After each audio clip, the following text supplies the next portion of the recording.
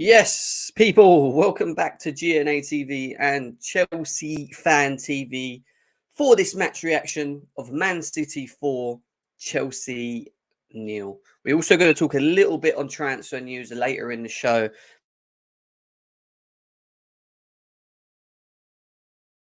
Owners. And we're going to have a discussion because there's a lot of heated conversations. I was even heated after watching that game yesterday. Don't get me wrong. I was fuming. I was livid after watching what I had seen from Chelsea yesterday. And we're going to discuss all of that. On top of that, we're going to open up the lines and give you guys the opportunity to come in and have your say. I need you guys to smash them likes. Let's get these likes up as quickly as possible, please. The aim is to try and close the gap to 50 to start with. So let's try and get to the 50 likes as quickly as possible on both channels. And yeah, lots to speak on, lots to get into. Forward should be joining me at some point today as well, so he'll be going through he'll be joining me and going through some of the topics that we've got as well. Lots to speak on, lots to get into. Let's cue the intro.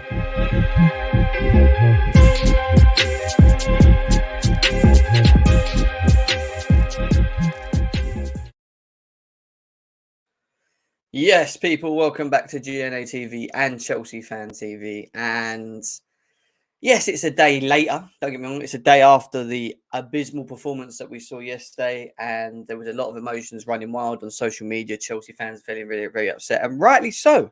Rightly so, should they feel upset from the performances that we saw yesterday up against Man City. Because what we saw against Man City yesterday is just not Chelsea quality. It's not Chelsea level. And the one thing that we always demand from our players that wear the badge of this football club is a performance. Even if you lose.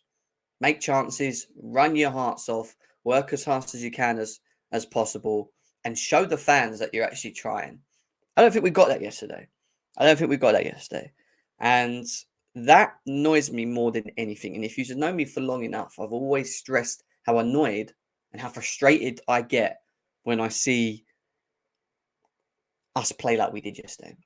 No mentality, no bottle, weak, not pressing, giving them time on the ball, conceding defeat.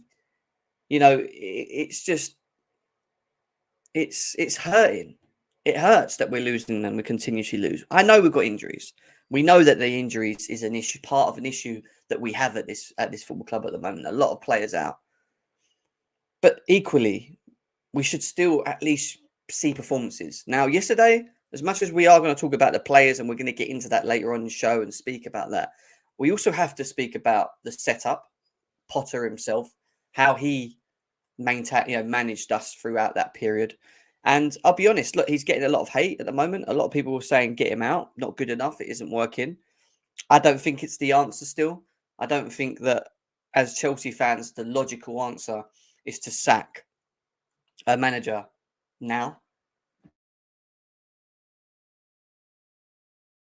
Straight time needs to be given. And even if you like it or not, and if you think he's the right man or not, I think it's too early to call. But the one thing I will say is that he does need to start winning games. And if he doesn't start winning games, he's going to make it hard for himself.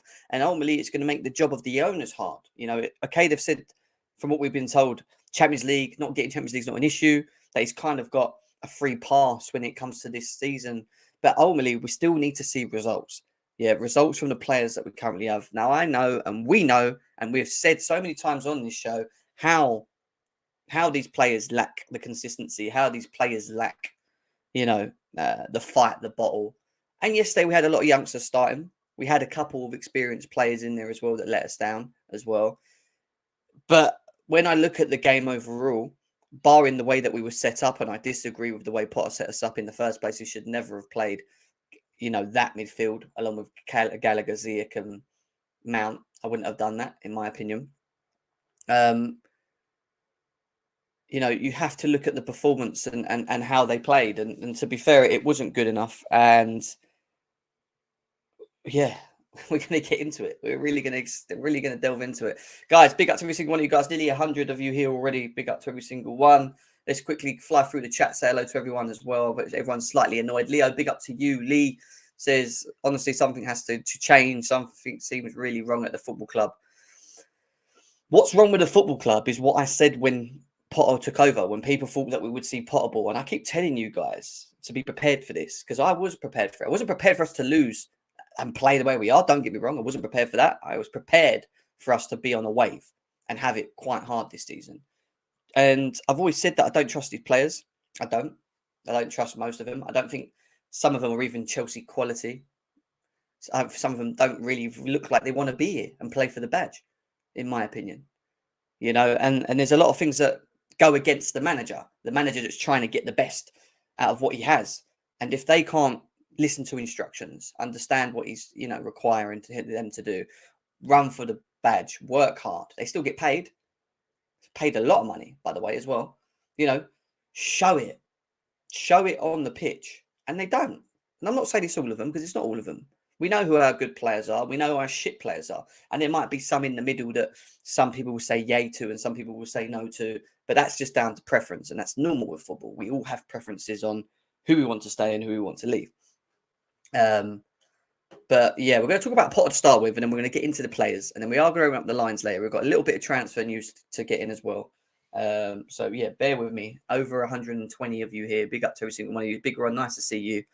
Gavman as well, Fraser, Lewis looks in pain after that. I think we're all in pain, to be honest. We were all in pain. It's going to be a pain. Gary, I hope so. It can't get any worse than what it is at the moment. That's what I'm going to say, guys. M3, nice to see you as well. Corey, big up to you. And then we've got Chelsea OG said, I would say big up, but he's still down. CSC Pezlord. Big up to refresh the squad. I've seen us lose a lot worse against City under Conte and Sarri. Yeah, but not as many games as we have in a row. Still bad. Steve, nice to see you, bro.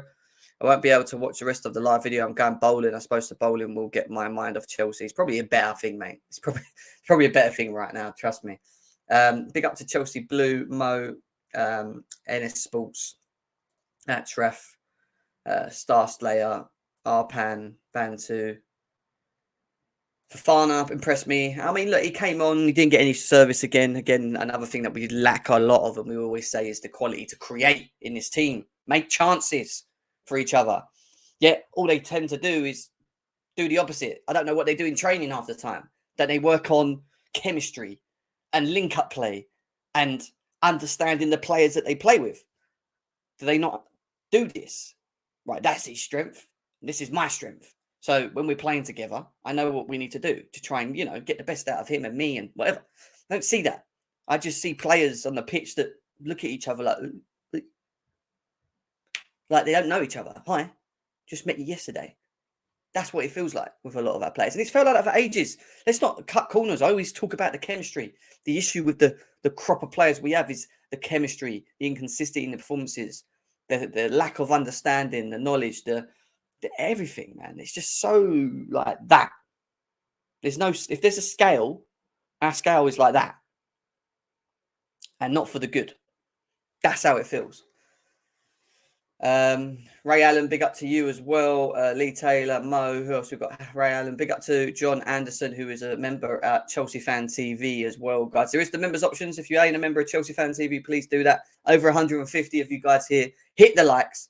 Hit them likes, guys. Hit them likes. Someone explain why Mount is asking for 300k a week. This is a prime Hazard money. Well, again, what I will say in all of this is that we're being told that apparently Mount wants 300k. Now, we've already seen with the Enzo Fernandez saga how true some of these journalists are. So, yeah, you can choose to believe it or not. To be honest, quite frankly, anything to do with Chelsea and journos that are supposedly linked to us and the news that they share right now, I do take of a pinch of salt. And that's just the way I see it. I will listen to all of what they've got to say and take bits from it. But when it comes to talking about players' contracts, players that come to Chelsea, etc., etc., etc., I don't. Jim, our player can't even pass the ball to a player. Passes are behind the runs too far in front are to see players. What are we doing? Well, look, that is one of the things that really annoyed me in yesterday's game, was the fact that I don't know what our game plan was. What was it what were the instructions from Potter to the players when they come out? What was it that we was trying to do in the game? How was we approaching that game? How was we attacking that game? How was we, like, what was the idea to what we were doing? Because for 90 minutes, I sat there watching us getting slapped and was trying, and I forgot about the scoreline at this point. I was just like, forget it. I was trying to understand what it is that we were trying to do. What was it that we were trying to do on the pitch? How was we attacking it? You know, what was the idea? Because I asked it on Twitter. I asked everyone. I said, can someone explain to me what is it that we were trying to do yesterday? Because it was clueless. It was a mess. It was a mess. And we had experienced players on the pitch. And that whole left flank in the first half, poor Lewis Hall. The boy, you know, had to deal with Kyle Walker and Mahrez on his own. We had no left side. We literally had no left side. Like, I don't get the plan. And you can see it's not working, and we could see it was not working. I'm sure Potter can see it's not working. But there was no change. There was no, you know, he left it. Kovacic, I'm assuming, was playing off the left with Jorginho because they're the ones that kept occupying that space, I think. But the setup was all wrong. We were so unbalanced from the left, from the midfield. The defence got absolutely piled on. Our forward line was non-existent because we had no dribblers, no runners, nothing. It was a dead lineup. And I was not happy with the lineup when I saw it. But I gave it the benefit of the doubt. I said, you know what? I'm going to wait and see what the idea is. What is the game plan? What is it that we're going to try and do? And the truth is, there wasn't any game plan. Or if there was, the players didn't understand the instructions of what the game plan was. And this is where I get, you know, and look, I'm not one for Potter out. I've told you guys this. I don't think he goes anywhere yet. I don't think he's gonna leave anytime soon. However, he does need to start winning games, and he does need to get the best out of the players that he has. Because the one thing that Thomas Tuchel did do before he got sacked was somehow find a way to get them to play to a degree. And Potter's right. He's inherited this squad. He may have not wanted some of these players. He may not like some of the players in his team. Yeah. And that's where the benefit of the doubt gets given. But he still has to try and get the best out of these players, you know. And if it's a case of that they're not playing for him, then the answer is not get rid of the manager, guys. The answer is that we need to get rid of players that don't want to be here. And if it's players that don't want to play and are not interested or whatever of being at Chelsea, then bench them and play the young players. Play players that are going to play for the badge. Players that are going to play for Chelsea Football Club. I would rather go to the end of the season with all the youngsters, and give them a chance, because at least I know they're going to give it their all, given the opportunity, then play Hakim Ziyech, and I'm going to say it as well at the moment, him, Kai Havertz, and a couple of others, that just cannot, that are just not playing well. It's just not working. Ziyech, in his case, doesn't want to be here anyway. Gallagher, you know, running around like a headless chicken. Mason Mount, come back from injury, didn't look the same, and he's struggling to find his form currently at the moment. Havertz played as a number 9. We know he's not a number 9, but still gets played as a number 9, and then equally his own performances and the way he's playing at the moment is not good. And ultimately, you can see the lack of confidence, the low of confidence that these players have at the moment, and it's affecting all of them. It's affecting all of them. And on top of all of that low confidence and the supposed leadership that we have, which we have no leaders, right? Part of the issue is that we have no one in there to get them a rocket up their arse, wake them up, get stuck in. Someone's, hit some hard tackles, win the ball back, try and get out the pitch, rally them, John Terry, Lampard, Didier Drogba, that style. We haven't got any of that. And that is a big problem. We have no bottle. We have no mentality. And it doesn't matter even if we play the experienced players. Aspilicueta and Jorginho are not leaders. They are the worst leaders I have seen at Chelsea Football Club.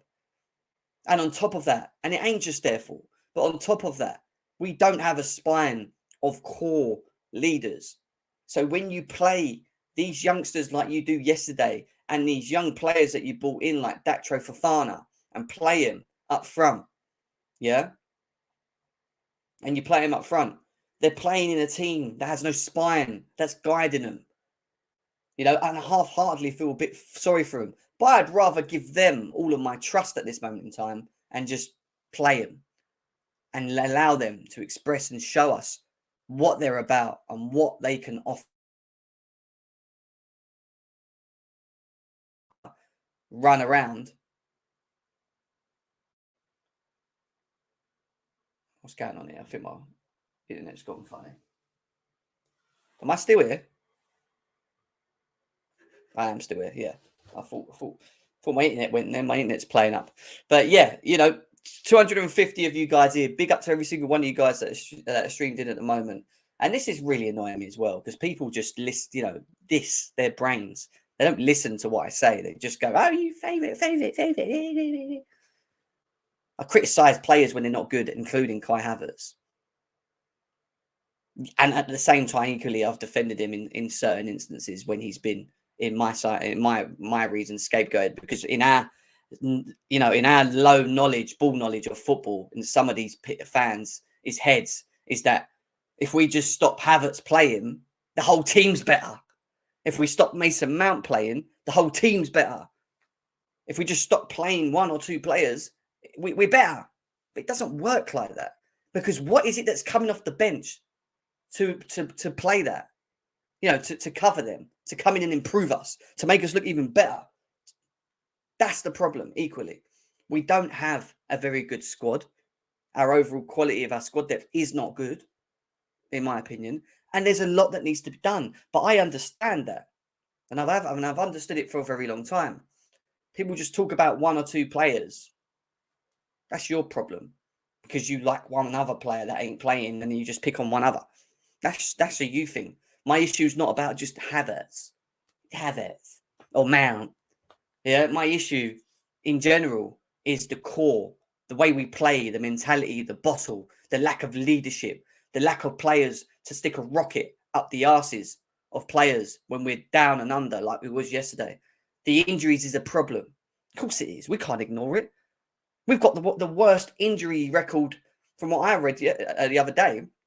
Since last year to now, we've had more injuries than any other Premier League team. Key injuries. And it continues. Maybe we have to look at our medical team. I don't know. But we are suffering. And the players that are coming in for these players are not good enough. And as much as we can equally talk about injuries, and it's a massive part of why we're not playing well. I think any team would suffer with the injuries that we've suffered with. Yeah. We still should be seeing a better performance. Fight, passion, heart. And we didn't. And that goes to my first bit of thing that we're going to highlight, which is obviously this comment here. It's a stat. Chelsea have exited both domestic cup competitions at the first stage for the first time in 34 years. Not a great record. But we are in the mud. And we both accumulating points. Forget everything else right now. Premier League points. Yeah, we're still in the Champions League, but you know, we may be all right from that because of the timing of it. And obviously having Reece James, Fofana back, Ben Chilwell's running again. So, you know, we may have more players back then. And once we get them players back, granted, we'll probably see better performances. But at the moment, we are in the mud. And it's not looking good. And on part of it, I feel a bit sorry for him. Don't get me wrong, I do. I do feel a bit sorry for Graham Potter with what all that's going on and what he's having to deal with. And I do think he deserves to still be given time at Chelsea, because it's too early to decide on where he should, you know, whether he's good or not, in my opinion. But equally, he needs to find a solution, and maybe playing youngsters who are going to play for the badge, you know, play for the badge and show some heart, maybe is the choice. And play what you want to play in terms of system. Now, let's just quickly review some of Graham Potter's comments, and then we're going to start talking about these players. Graham Potter says, I understand the frustration from fans, disappointment and the anger because the results haven't been what we want. We want to improve our league positions, so I completely understand the frustration. So there's something that goes on there. There's a thread and there's a video. So, you know, he knows and recognises the situation at the moment. We're not in a great moment ourselves, and even though it was cagey the first 20 minutes, we couldn't attack at the back line well enough or attack as well as we'd like. We that had to chase the ball against Man City the first half was painful and tough for us all. Chase or just walk? Because what I saw, Potter, was us just dossing around, walking around in our own time, no effort, lack of hunger. You know, it wasn't, you know, it was painful for us to watch our players jog around for the 90 minutes and not at least try. We looked better in the second half because he brought Zakaria on and he changed it a little bit, but equally it still wasn't great.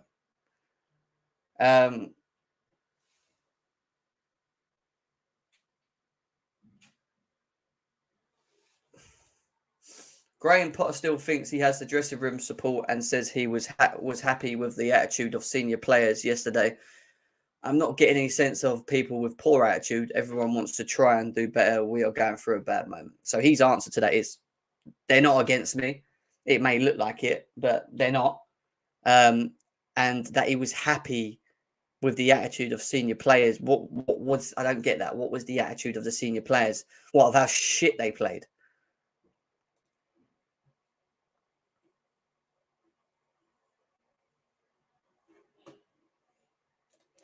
What's going on here? Apparently someone's destroying. What's going on here?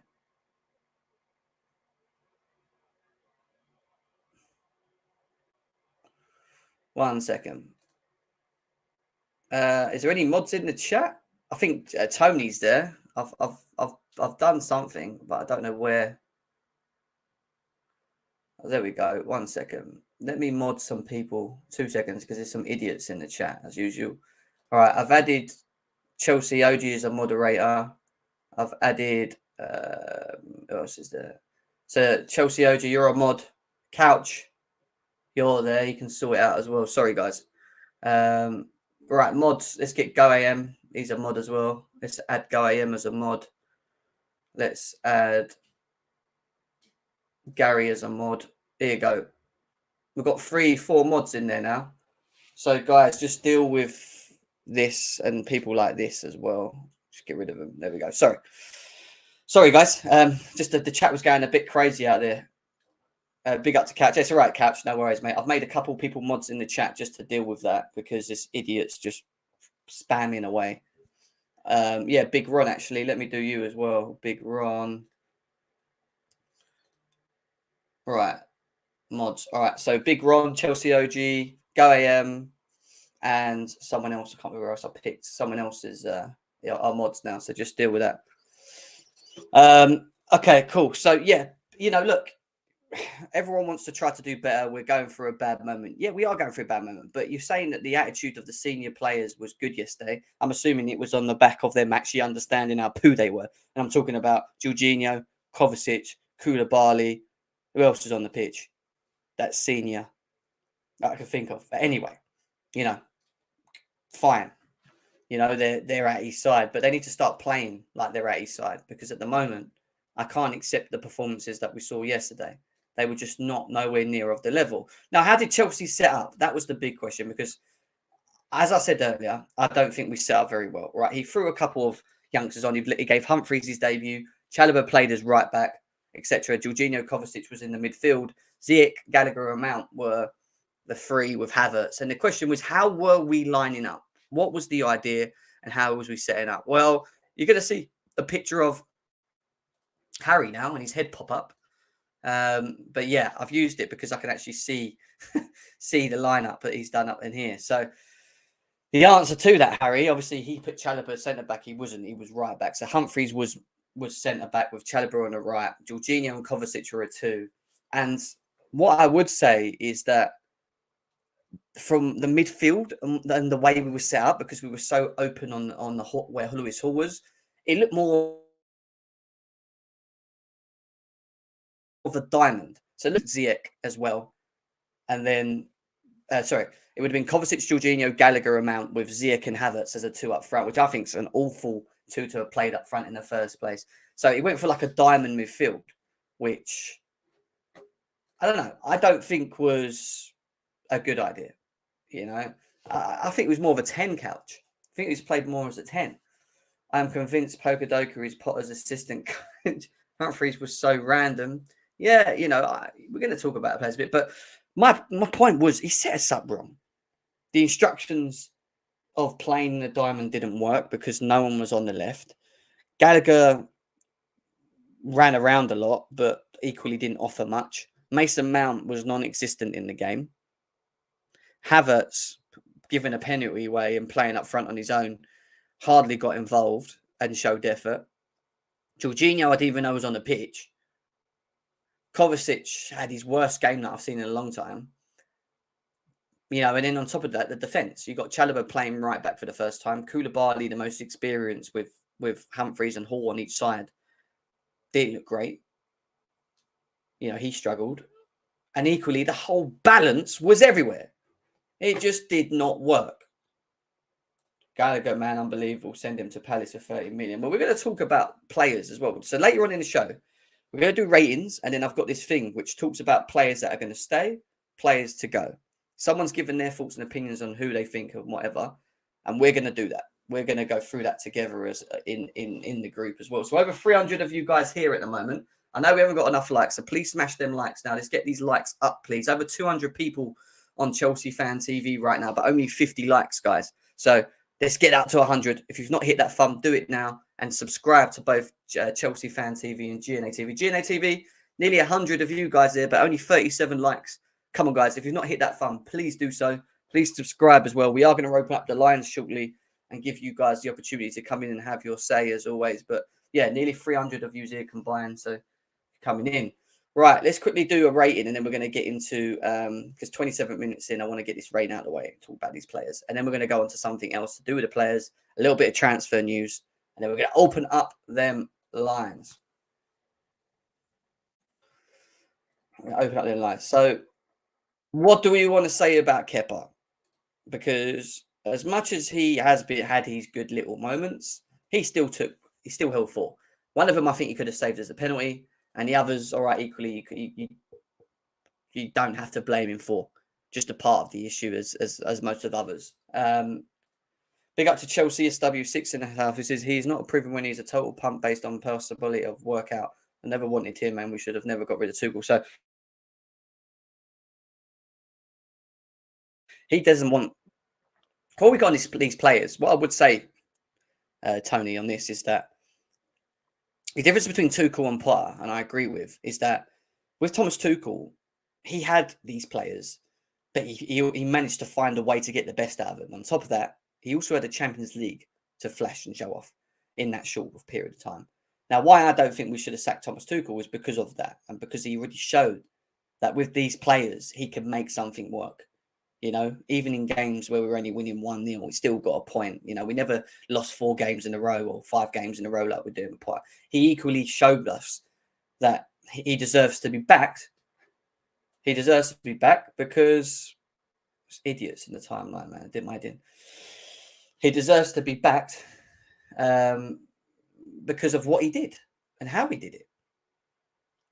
But in terms of what Potter's done, and it's still very early doors, and he's still in the Champions League and whatever, he's not doing that. You know, and you can have the fans on side, and fans will back you and give you time because you deserve it, like Tuchel did. But you've got to, you know, eventually you've got to start, you know, showing the fans what you're trying to do and get results. So, yeah, Jorginho, Aubameyang, Pulisic. All right, so let's go on to is that on Chelsea Fan TV? Is he doing that on Chelsea Fan TV? No, this guy. No, he's not. All right, sorry. Got some silly guys in the chat. All right, so Kepa, I'll be honest with you. I'll give him a 3, 4. He conceded 4 goals still at the end of the day. He could have saved 1 penalty. He's not a number 1. He will never be a number one at Chelsea. He's just not good enough to be a number one. End of. I don't have anything else to say about it. We need a goalie on top of all the other things that we need, in my opinion. So Kepa for me was a 3 or a 4. Trevor Chalobah, I'm going to give him a 3. I've wanted him to play there, and equally he didn't have the greatest of games. However, I don't think he had the worst of games. So 3, you know, in terms of being played in that position for the first time against Man City as your first game, and the team playing as shit as it didn't help. So, you know, the argument is you put Aspilicueta there. Is it a lot better? I don't know. I don't think so.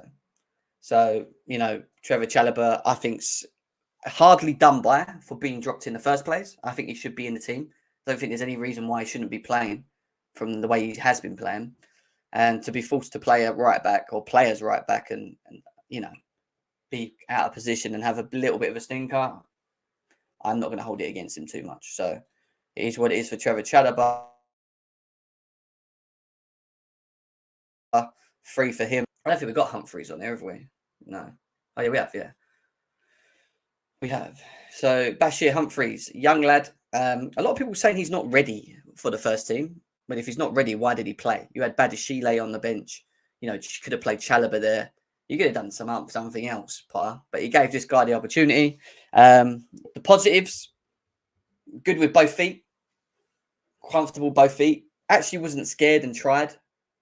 Negatives, he got caught a couple times. There was no talking to him. He was kind of left in the dark again in positioning. Got caught behind. Second half, played on the left of a 3. Looked comfortable there. Actually looked a bit better. Hard to judge him. Give him a 3. The young lad, again, in a team with no bottle, no leaders, nothing. So it's hard to judge him on his first performance for Chelsea. So, yeah. We then go on to Koulibaly. Now, he gave a penalty away, reckless with some of his passing. Expected him to be more of a leader. Played very well with Thiago Silva the first time round. 2.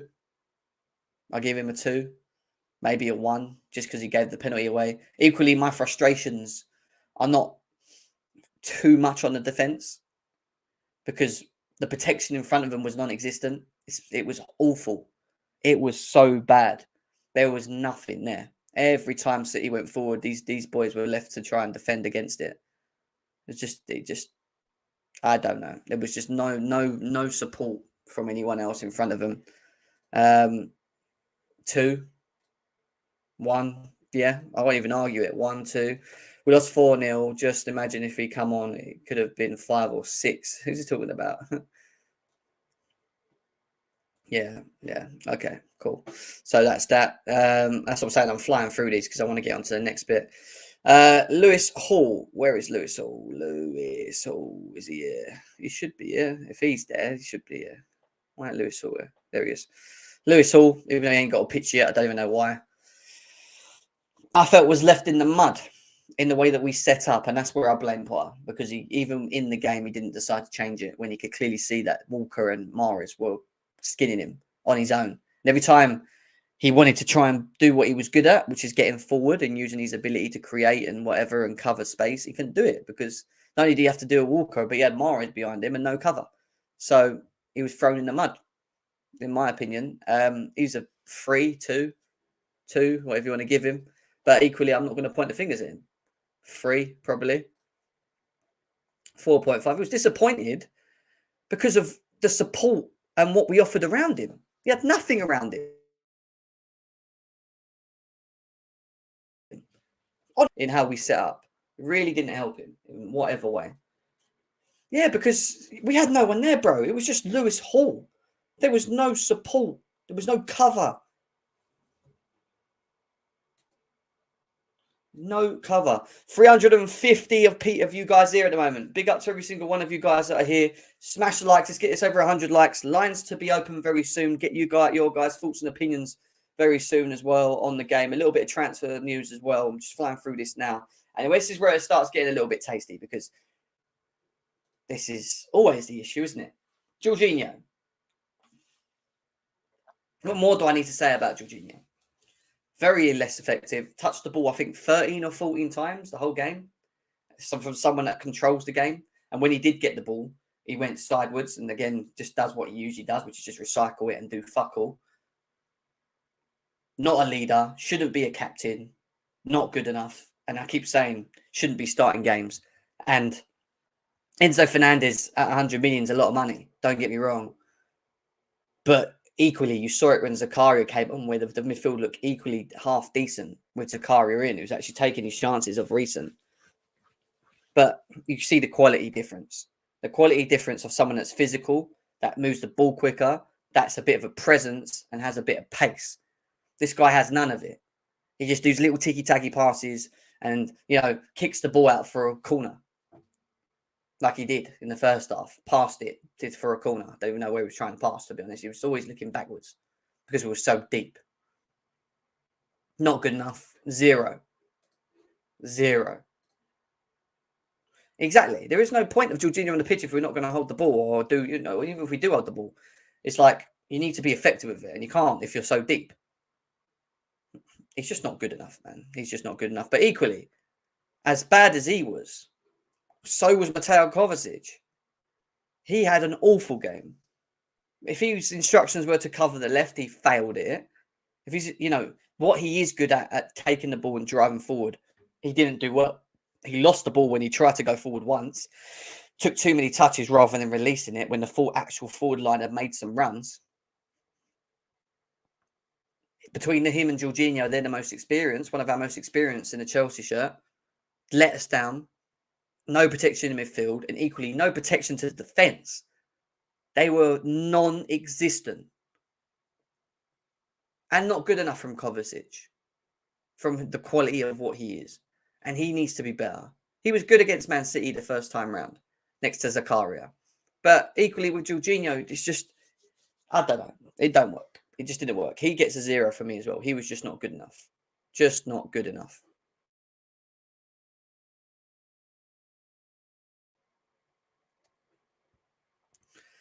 And then it gets a little bit more tasty. So let's talk about the Roadrunner Conor Gallagher. Because, yeah, he tries and he gets round and he tries. But I am really starting to struggle when watching him and understand what the team benefits from him being in the team. Because I don't think we benefit anything from him other than he runs around and, that's it. Even when he has the ball, he's wasteful. Doesn't look up. Doesn't release the ball quick enough. And all he keeps confirming to me is that maybe this Chelsea shirt is just too big for him. Maybe it's just not the right time. It just didn't work. And having him and Mount on the pitch just didn't work. It just did not work. I don't know.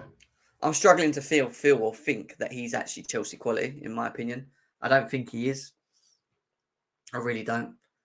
And the more I'm watching him, the more I'm trying to give him the opportunity and understand what is it that we benefit from when he's in the team. I don't see anything. Roadrunner, whatever you want to call him, just a roadrunner. Well, I know it sounds horrible and harsh, but it just didn't work. Maybe he needs to go back to a Palace or whatever, where he had decent spells and play with them. Maybe that's the level. I don't think this is the level. Big up to JP. Nice to see you, man. Nice to see you as well. Go ahead, man. Allow it. Oh, go ahead.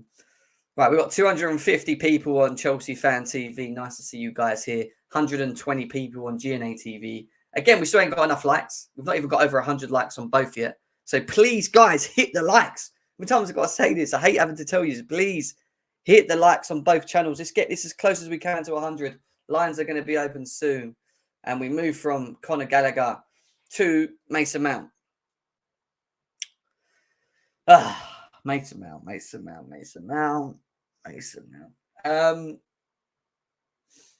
He wasn't good. Equally, we look at him again as one of the players that needs to step up when we're in the shit. And he didn't. And he was non-existent. And it didn't work.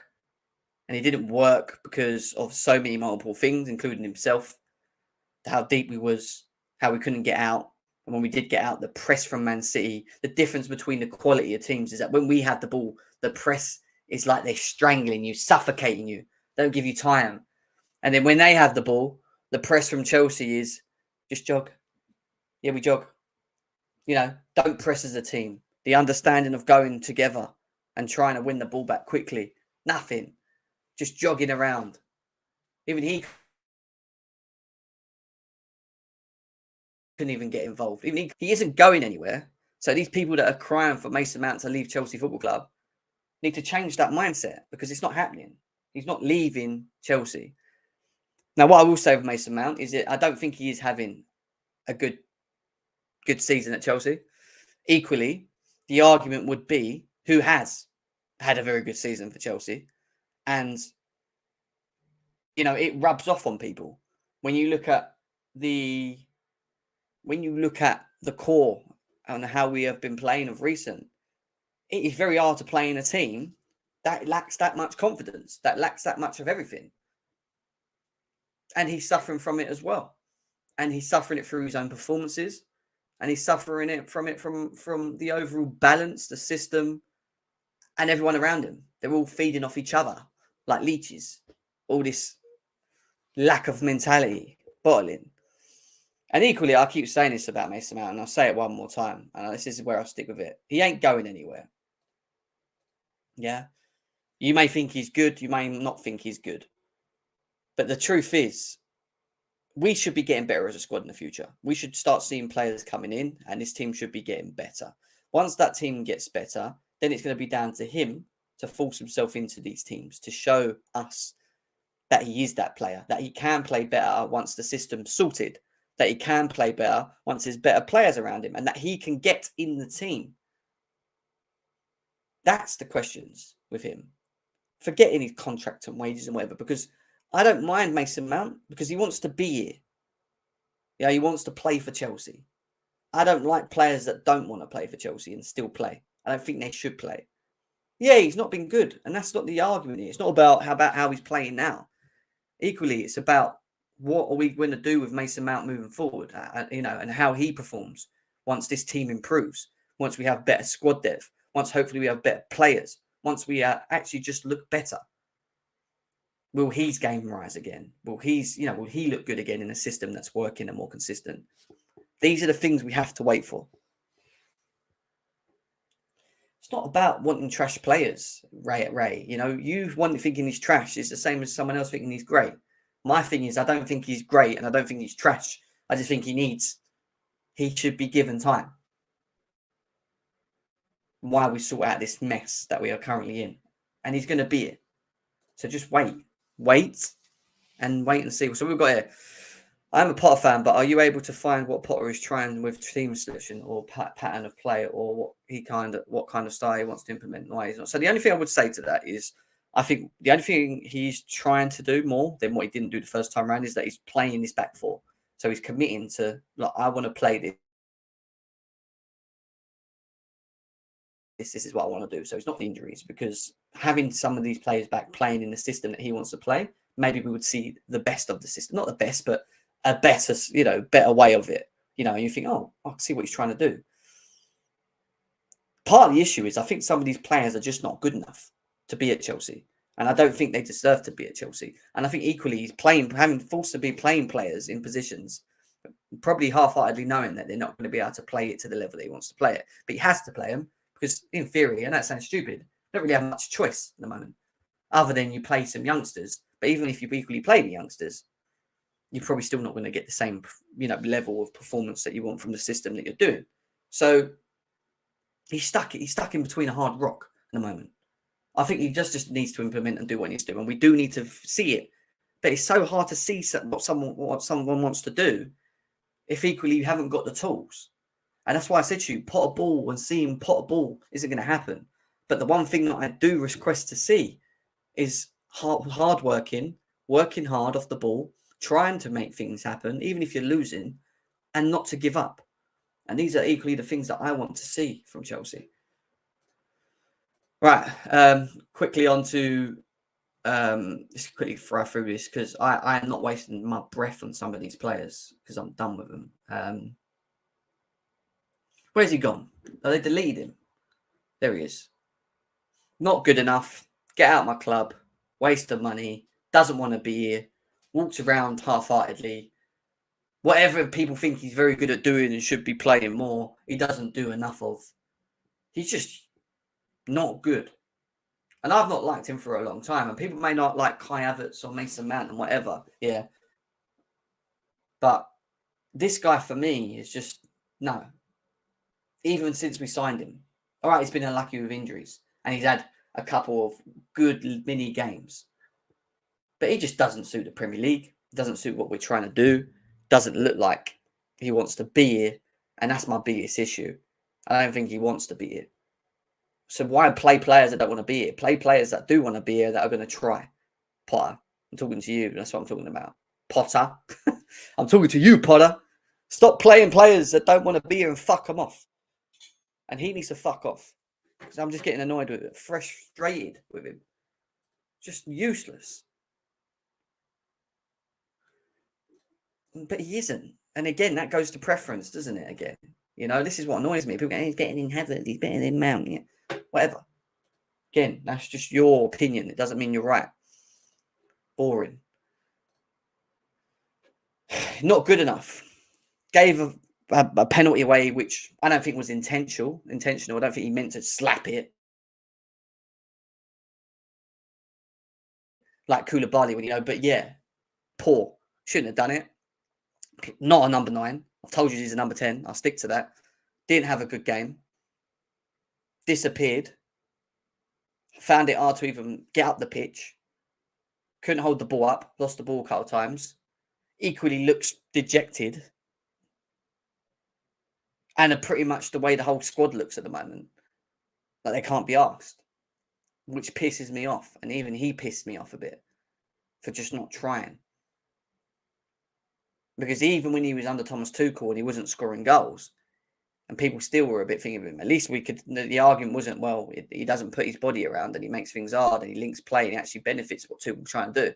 Because that's what I saw with Kai Havertz. But Potter trusts him and he plays him.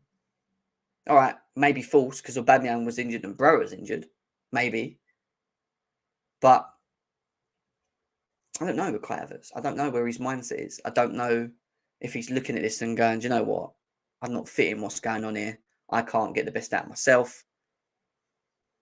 And if that's the case, and he does decide to pack up his boots and leave in the summer, and he goes, which he will get value for him, I'll guarantee you, he'll go somewhere else, probably to a better club in terms of the way they're set up, system-wise. I think it will probably work for him, but he needs to be playing in a system that is there with better players and is set up. Probably like most, really, to be honest, in our forward line. It's just, will he hang around? And I don't think he will, because at the moment, I think a lot of targeting on our performances goes to him because of his price tag. Oh, what does he do? You know, take him off the pitch. Who goes on next? Who goes on? Who do we put on? Who then does better than what he's doing? That's my argument with Kai Havertz. But equally, he was shit. So, again, I keep saying this to people. Don't defend him. I'm not defending him now because he was shit. And I have to say this about 400 times because people don't listen. They just take little bits of what they want. And it's not everyone, because most of you know me, but it's equally some people in the chat that just try and paint you to be something. And I've always been one thing, Chelsea Football Club. And that's the way it is for me. Anyway. Matt, you can't talk, mate. You're in the mud because your own player, Kepa, is just not good enough as himself as well, right? He's not a number 1. He will never be a number 1. And it is what it is. We need someone to come in as well in that position. So, yeah, look, I'm not going to talk to you. I thought Zakaria played well when he come on, 5. I think he's our best midfielder from the last 2 games. I think Zakaria should be starting games. Equally, he's impressed me with his attitude, his strength, his passing ability, his progressiveness. He should be playing. Dennis Zakaria should be playing. Who else played? Datro Fofana. Not even going to rate him because he got thrown in a shit situation. But equally, held the ball quite well. Threw Cancelo on the floor, quite strong. Didn't create anything for him, though. You know, too early to even talk about him. But, you know, Carney come on. Maybe he should have started the game. Would have gave Lewis all better support down the left in the first half. I want to see Carney play on Thursday. End of. Who else come on? Amari Hutchinson. Still not sure on him. Think it's a bit early, too early for him when I look at him and compare him to others. Don't think he's ready yet. But equally, when you look at the shit that we've got up front, maybe we should just show a bit of confidence in him and just play him. So what have we got to lose right now? Because I'd rather not see Ziyech. I'd rather not see Conor Gallagher on that side.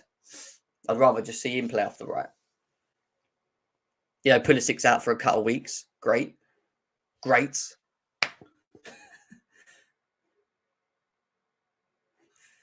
Guys, I'm going to open up the chat soon anyway. So declared, Matt, come on.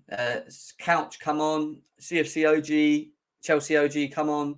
Get you on in a second. Nearly 400 people here right now. Big up to every single one of you that are tuned in at the moment. Get these likes up. Let's quickly look at this quickly. Real quick one. So this is a list that someone done on Twitter. Big up to VDYK.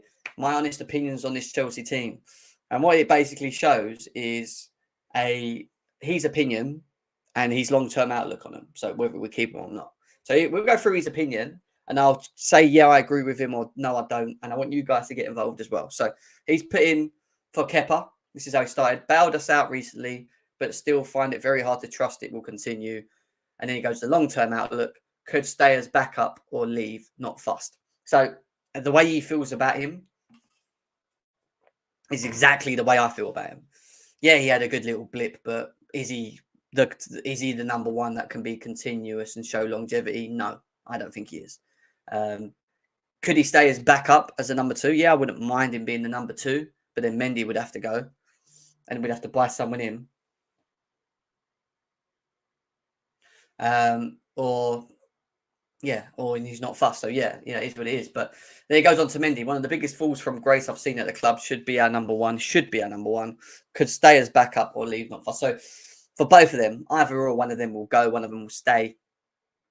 I don't know. Mendy, I don't get it with Mendy. I actually thought the only thing I would say with Mendy compared to Kepa is that at least we've seen that level, quality level. I've not seen that level from Kepa. From what we've seen the Mendy, especially Tuchel, because he engaged. Like, let's not forget how good Mendy was at Chelsea. It's just, will he find that again? I'm not too sure. So equally, we'll have to wait and see. Equally, we have to wait and see who stays, who goes, but we need someone in. Aspilicueta, brilliant servant, but is a disgrace of a captain, but years ahead him, needs to move on. Years are ahead of him that needs to move on next season.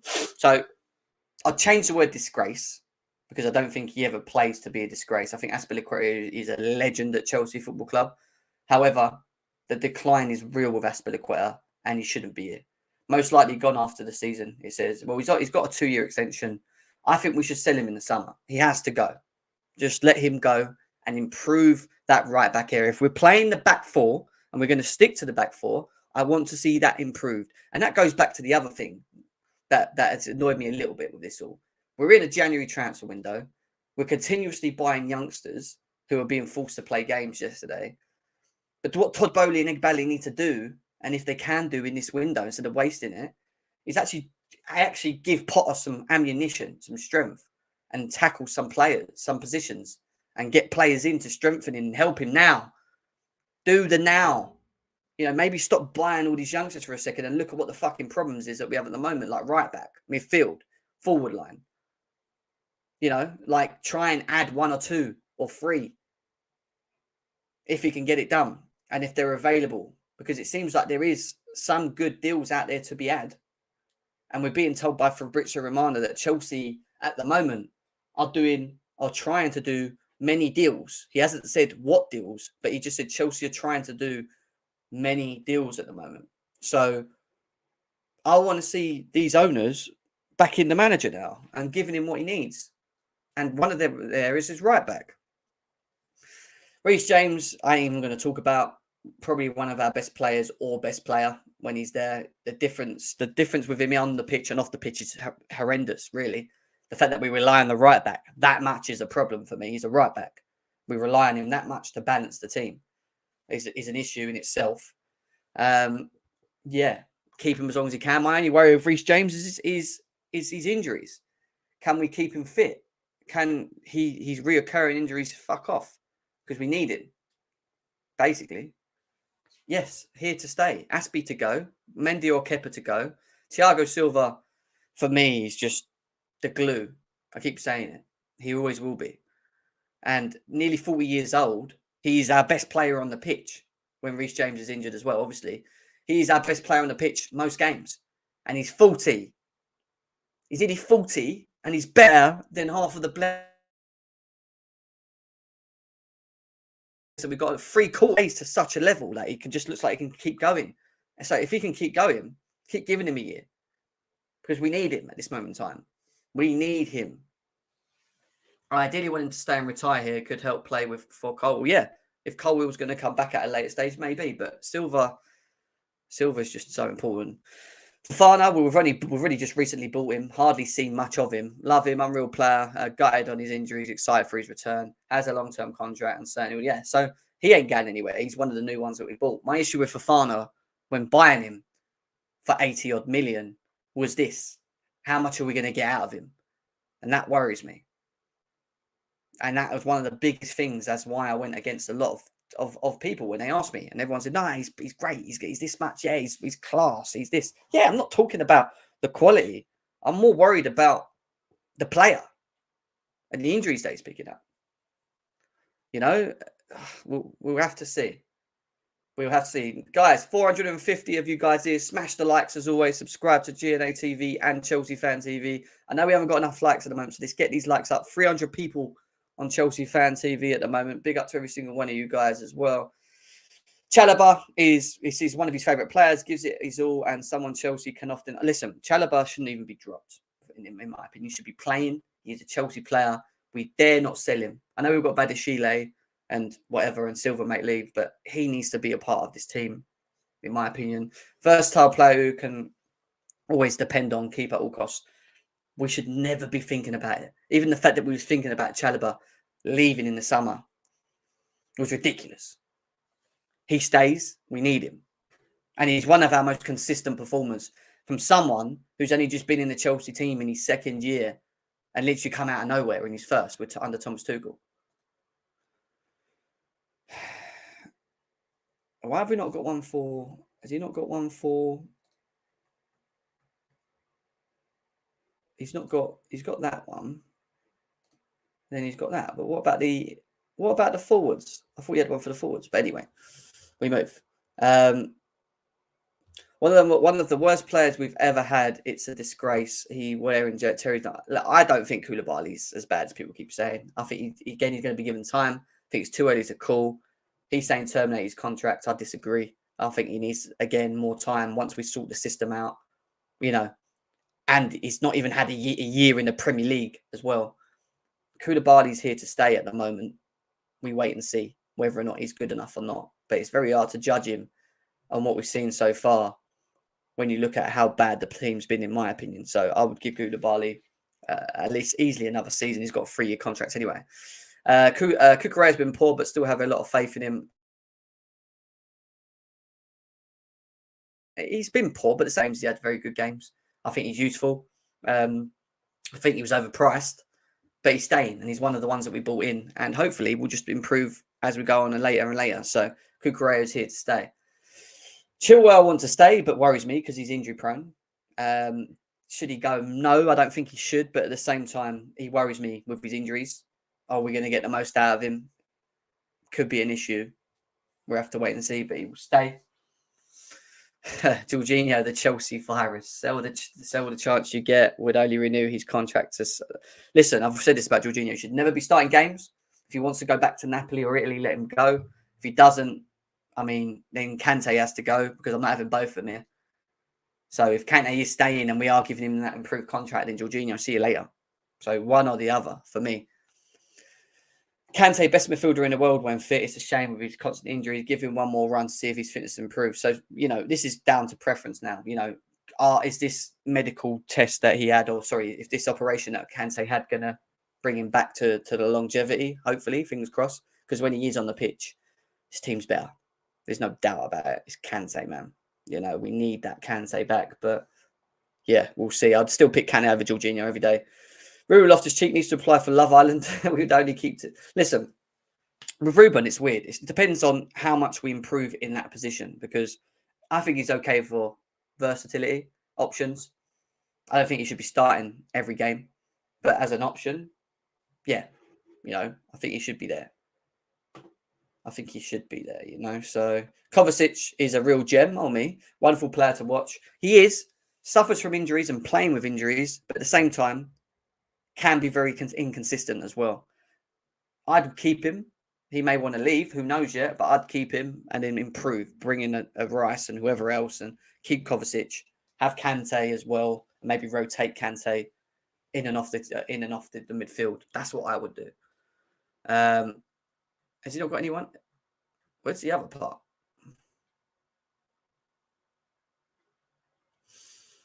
Am I missing something here? Yeah, I thought he had another part to it, but he obviously don't. Unless I'm missing something too. Oh, there we go. Okay. There we go. Found them. So this is where it gets interesting.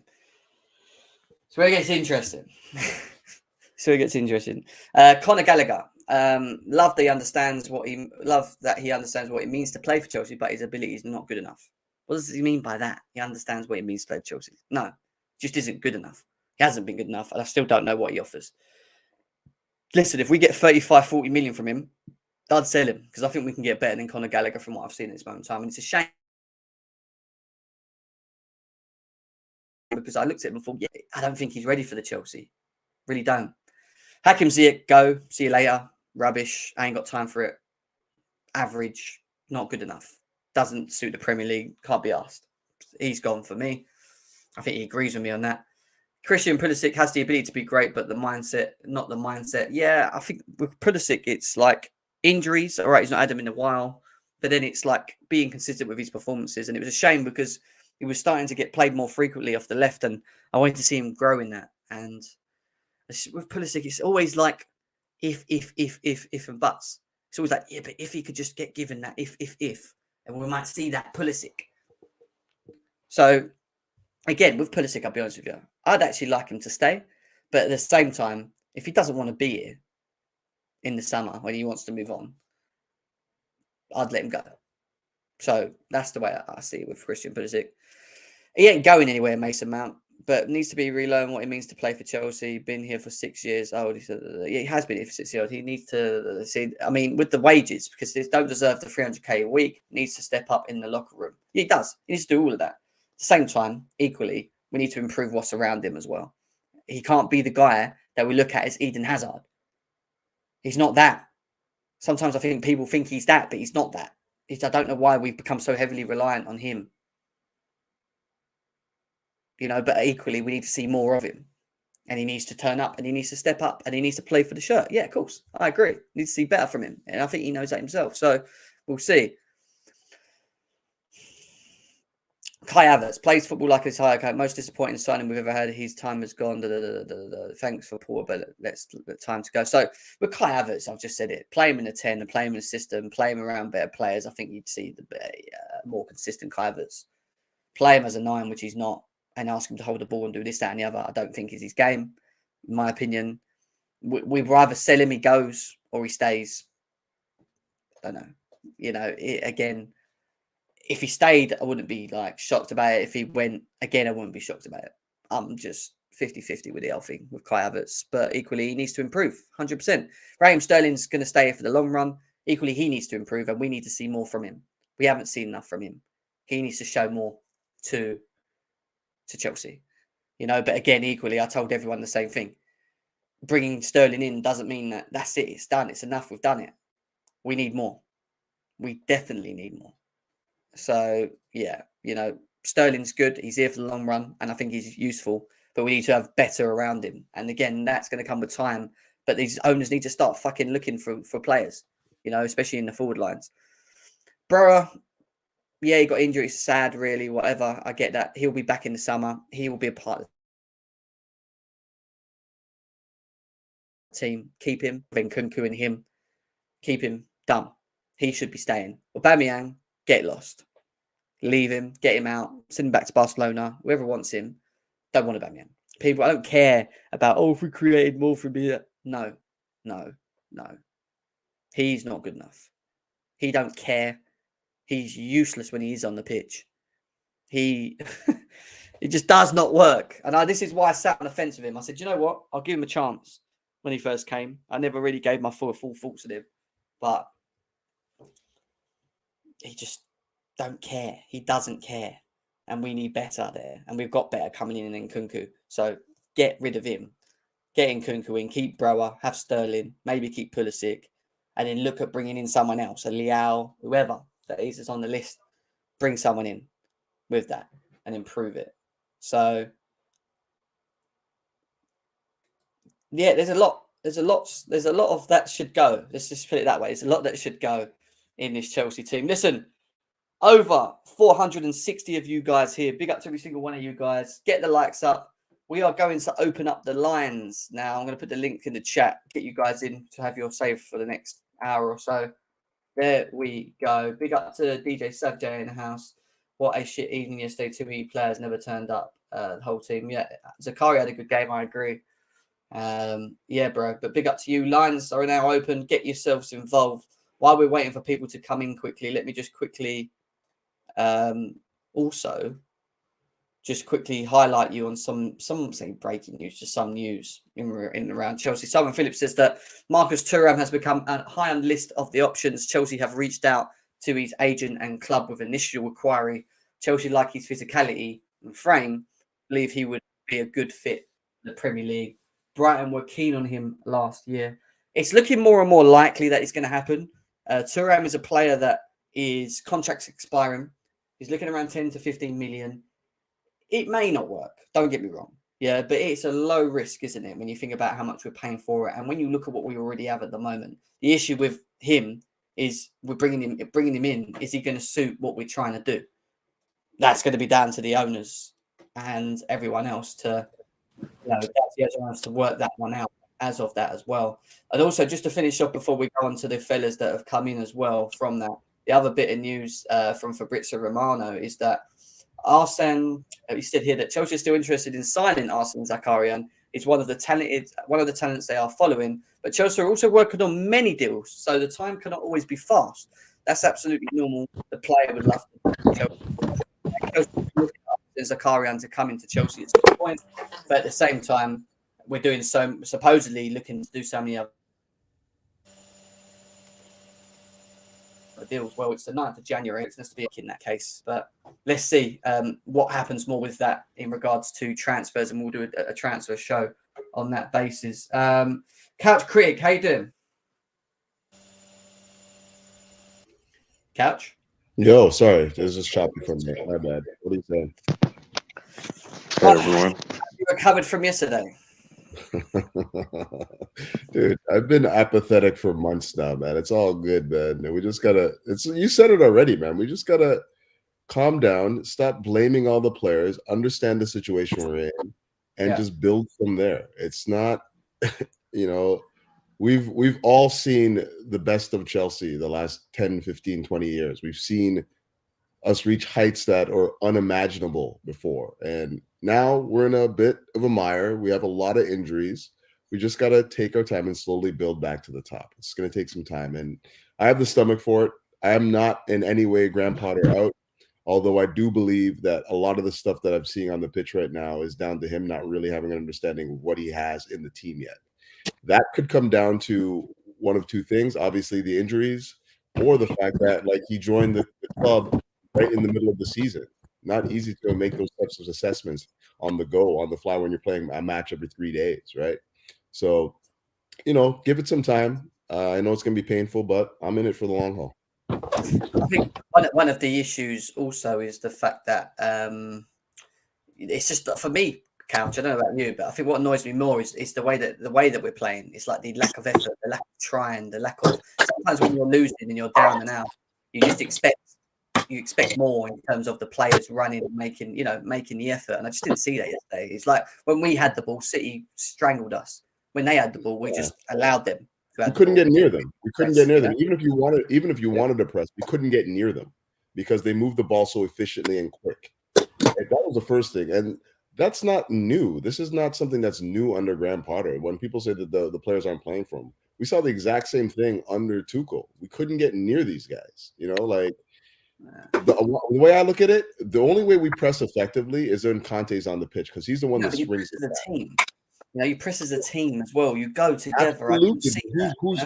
But who's springing the trap though? It's usually Conte that's winning the ball back, right? No, but usually it's the forward. A Mount or someone like Havertz or Mount would press higher, wouldn't they? And then everyone would go with. And you're right. Then Kante would move forward and Kovacic would join him. And do you know what I mean? Like we don't have that. We just don't have. I would agree with you. You have to move as a unit and whatnot, and press as a collective. But even when you do that, all you're doing is when you don't have a player that can spring the traps like Conte. All you're doing is opening yourself up to be played through because Man City, especially against a team like Man City, who move the ball so efficiently and quickly. So when you're trying to chase after the ball, you're opening up all sorts of gaps, and they play right through you like a hot knife through butter. They do. But at the same time, I've seen us even under Tuchel where we press as a team, and we've kind of had a bit of joy where we've caught them heavy up the pitch, but we're kind of man marked. If that makes sense, and sort of not giving them the space, so you forced them into having to move the ball a bit quicker and not have time on the ball to just go sideways, and which is what I feel like we did yesterday. Where it was embarrassing to watch it like that. I hear you. It was embarrassing to see it. I hear. Yeah. All right. Cool. Let's quickly fly through everyone else. Don, is that Don? Yes, saying, bro. Mate? Yes, bro. You're right. Yeah, not bad, man. Not bad. What were your thoughts, mate? I was saying this to Terry on the football terrace yesterday. Like, I just feel like the only way we're going to salvage this season is if we actually have a strong January. That is the only way. I understand Graham Potter tactically hasn't been the best in a lot of the games that we've played this season. I'm saying a lot. Let me not exaggerate. There's been a few tweaks that he could have done here and there. A few decisions that he could have made that, could have bettered the team overall. But look at the adversity he's dealing with. The guy's nearly got a full starting 11 of injured players who we need to upgrade anyway, right? And they're injured, and we're demanding players that we feel aren't good enough for Chelsea to take us to the top 4. So right now, the only way we're gonna even have any chance of potentially getting top 4, because all it takes is a few wins. Look at Man United. Look where they were start of the season. Look where they are now. They've had a sick month and a bit. And they're up there now. They're 3rd. So I'm not going to be deluded and say, we've still got a chance of top 4. Because realistically, with this squad and all the injuries, I just don't see it happening. But if we have a solid January where we just pay whatever at the moment and have to spend a little bit less maybe next season and the season after, you never know where we could end up. And right now, midfield, everyone knows the midfield is the engine of the team. Our midfield there's nothing there. So how do we expect anything when we can't even have a base to create from? So for me, I just feel like the only way we can salvage this season is if we have a solid January. If we don't, then it's just going to get worse. What is a solid January to you? I'll be honest, we definitely need at least one creative midfielder. Ideally, we need to get Enzo in. I think Zakaria can do a job until the end of the season, and then hopefully bring in Declan Rice. I know Arsenal have been linked to him, but realistically, do we see him going there when they've got Partey? Arsenal fans are just in their own world because they think Declan Rice is going to leave. Mate, you're in your own world, mate. You want Enzo Fernandez and Declan Rice. That's like 300 million down the drain.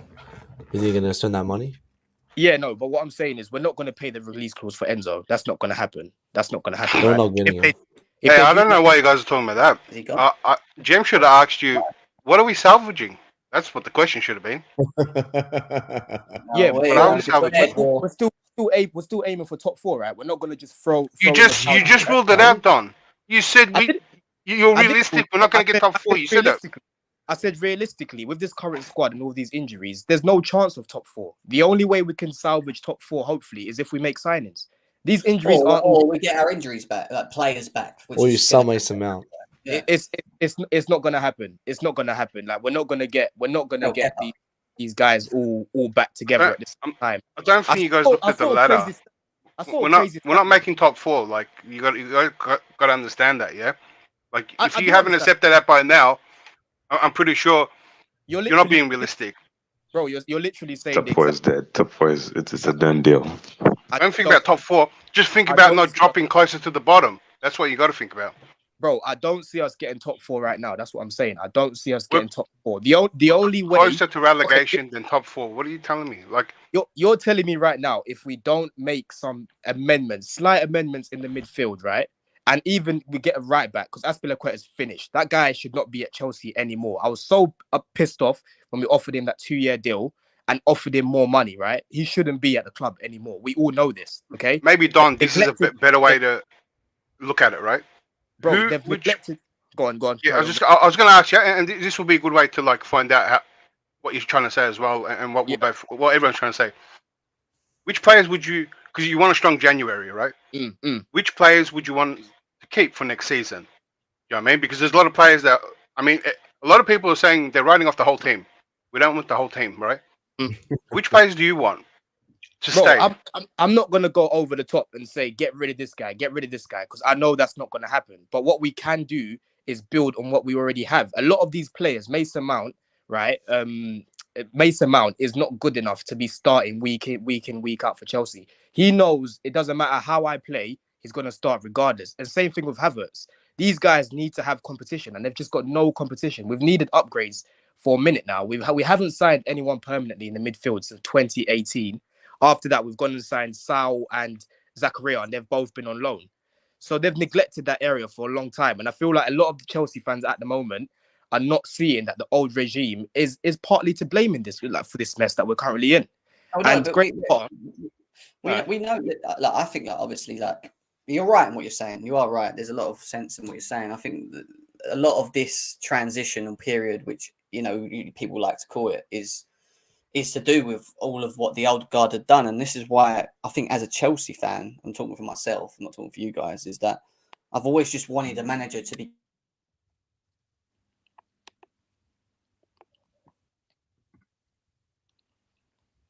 Is it just me, or is... I thought it was me. Lagged out. What just happened? Nah, still there, bro. Yeah, you lagged out, Jim. Yeah, I thought so. My Wi-Fi went funny. But no, part of the reason is what I'm saying is I want to see managers backed, and I want them to be given the opportunity to implement what they want to do, and that's something we've just never done at Chelsea. And I know people say, well, we just get rid of the manager. We could get rid of the manager, get someone else in, and that's the mindset we've always had because of the Roman era, and I get all that. But it comes a point where you've got to look at the mess. You've got to look at the crop. You've got to look at where we are. You've got to understand the areas that we need to sort out within the squad, and and give it time, because we are at our point of transition. That this is it. We've hit the point. This is it for me now, and this is why we're seeing what we're seeing right now. And we should be losing 4 or 5 games. That's not. He needs to win. I keep saying that there has to be a solution of where he has to get the best of what he got. Tuchel did it. He did do it for parts, but he's going to have to work that out. And it doesn't help with the 11 injuries and whatever. Don't get me wrong, but you can't have a 11 going out on the pitch and playing like they did yesterday. They can't play like that. Unacceptable. Yeah, that's unacceptable. If we lose games because we're running around and let's say he commits to playing the youngsters, right? Let's just say, fuck it, I'm going to play the youngsters, right? And the youngsters play really well, and we can see what he's trying to do in the system with these youngsters, and Zakaria's in the midfield and whatever, and we may lose 1-0. But, it was just because we don't have the creative element, or we don't have a finisher or something like that. At least we can sit there and go, well, do you know what? We can see what he's doing. At least he's trying. That's it. That's what we need to see now, And that's why I said drop players that don't want to play for us or are not in form and play the youngsters. Well, that's your boy Havertz, Jim. He doesn't want to play for us. Let me ask you guys a question. Let me ask my boy. At the moment, mate, get that fucking scarf out of there, man. I don't want to see his face. James is a fraud. Without wasting, Havertz is a fraud. I'll say this. I was about to go sleep. Jim, I'm about to go sleep. And I hear Jem's comments about Mount. Everyone was holding up the scarf and everything. Hey, Matt, you shouldn't be going around saying anyone. Why did Kepa let that goal in against Man City in that? The one that it was almost a match-fixing type goal. Hang on, I'm a match-fixing goal. Anyway, yeah, the one that he looked at the ball, put his hands. I say that as in, the low leagues and that. They're match-fixing. What's City goal? You can come and admit If he continues his form, he has to go. But he's had Matt, some I'll great be run. honest We'll with see you. what I've been happens. listening to some of your intakes recently, and I'll just have to just ignore it because you sit. Well, in yeah, games, unfortunately, because Jem, you follow this narrative from this absolute because delusional your clown. answer you can answer after. Your answer to what you think is the best for Chelsea is just getting rid of Mason Mount. That's all I hear you ever say. Well, You don't actually talk, I think you're hearing the about wrong the thing. issues that we have at the with the squad. And You can't ignore the injuries that we currently have. You just can't. I'm not ignoring it, but I can't. Jem, I would agree about the injuries, but those players besides Reece James weren't playing well. Jem, but but generally, even before these players were injured, yeah. Like, Jem, I'll tell you. I've said some Mason Mount. That's a part of the problem. For me, it's selling all these players. Get them all. I wouldn't care. For me, Potter needs to stand up and take charge. There's no charge coming from the dressing room. And I said Mason Mount is a player problem. He has player power. He's had it under Tuchel as well. No manager has stood up to him. No manager came and dropped him from a game. To take control, for me, I want to sell Mason Mount. I want to sell Kai Havertz. I want to sell all these bums because they're not proven talents. You guys have been told a lie. What has he done since he scored that fucking Champions League goal? He's an absolute nothing. He's a fraud. He needs to go. Because you seem to give Potter a pass in that too. So you're going to trust Potter to build a whole new team as well? No, because I'm not Potter in. I've never been Potter in. I can't be Potter out either. So Potter has to go too. Who else has to go? Bolly made big calls, and Bolly's doing a bit of trial and error. Can he go too? If we let you go, Matt, you're basically throwing out the whole club. No. I've said I'm willing to give Potter time. Potter needs to prove to me why he's at this club. He has to prove to me why he's going to be here. What has he done since he came in? It's an absolute nothing. It's January 10th, yeah? He can start getting rid of these players for all I care. Start taking action. There's no action being told by this manager. I'm telling. And what? We come to Fulham and we lose 3-0 again. We come to Newcastle, whatever. We lose 4-0 again. What's going to change the next game? Nothing's going to change because these same bums are still here. So for me, Graham Potter, to be approved at this club, needs to start getting rid of players. He's been here 4 months. He's been here 4 months. You see, like, hang on, it's just need to get rid of players. This is what happens when you play football manager too much. You're just like, you just got to get rid of these players. You know how long we've been trying to get rid of Kepa? You know how long? But now he's coming back and forth. Hang on, I'm not saying to get rid of him tomorrow. I'm not, but hang on, no one has been getting sold out. Loftus-Cheek is still here. This bum's been here for a decade. Start. Yeah, Rome wasn't built in a day, but Rome had one structure up in 1 week. Start getting rid of this place. Make a start to it. Nothing's been fucking done. It's January 10th. Rome has collapsed as well, so then use Rome example. Start getting something done. Start getting rid of Loftus-Cheek. Start asking clubs for these bums. But I know no one wants them because they're so fucking horrendous, but let's at least make an effort to start it. If you want to start a process, you need to start getting rid of these players. A process means removing players, going against the board, going against the fan. The problem is to wake up and do a 10 hug. The problem is we have 10 injuries, and you're talking about getting rid of players. Like, what are you talking about? I'm sorry. I'd rather use Chukwuemeka for 25 games and have Mount every one of the players we have right now to field the team. Every one of them. So when are we going to start getting rid of these players? In 3 years, when we finally have the numbers? We have the numbers. We're not getting rid of the players. What do you want about, Matt? No, but Matt has a point. Yeah, Matt has a point. Go on, Harry. Go on, Harry. Go on, mate. Go on. Yeah, because Matt has a point. Because if it's look at it in this way, all the way back, managers dating past managers, let me say that, yeah? All of them have had the same complaint. Same players, same problems. They're not willing to give enough.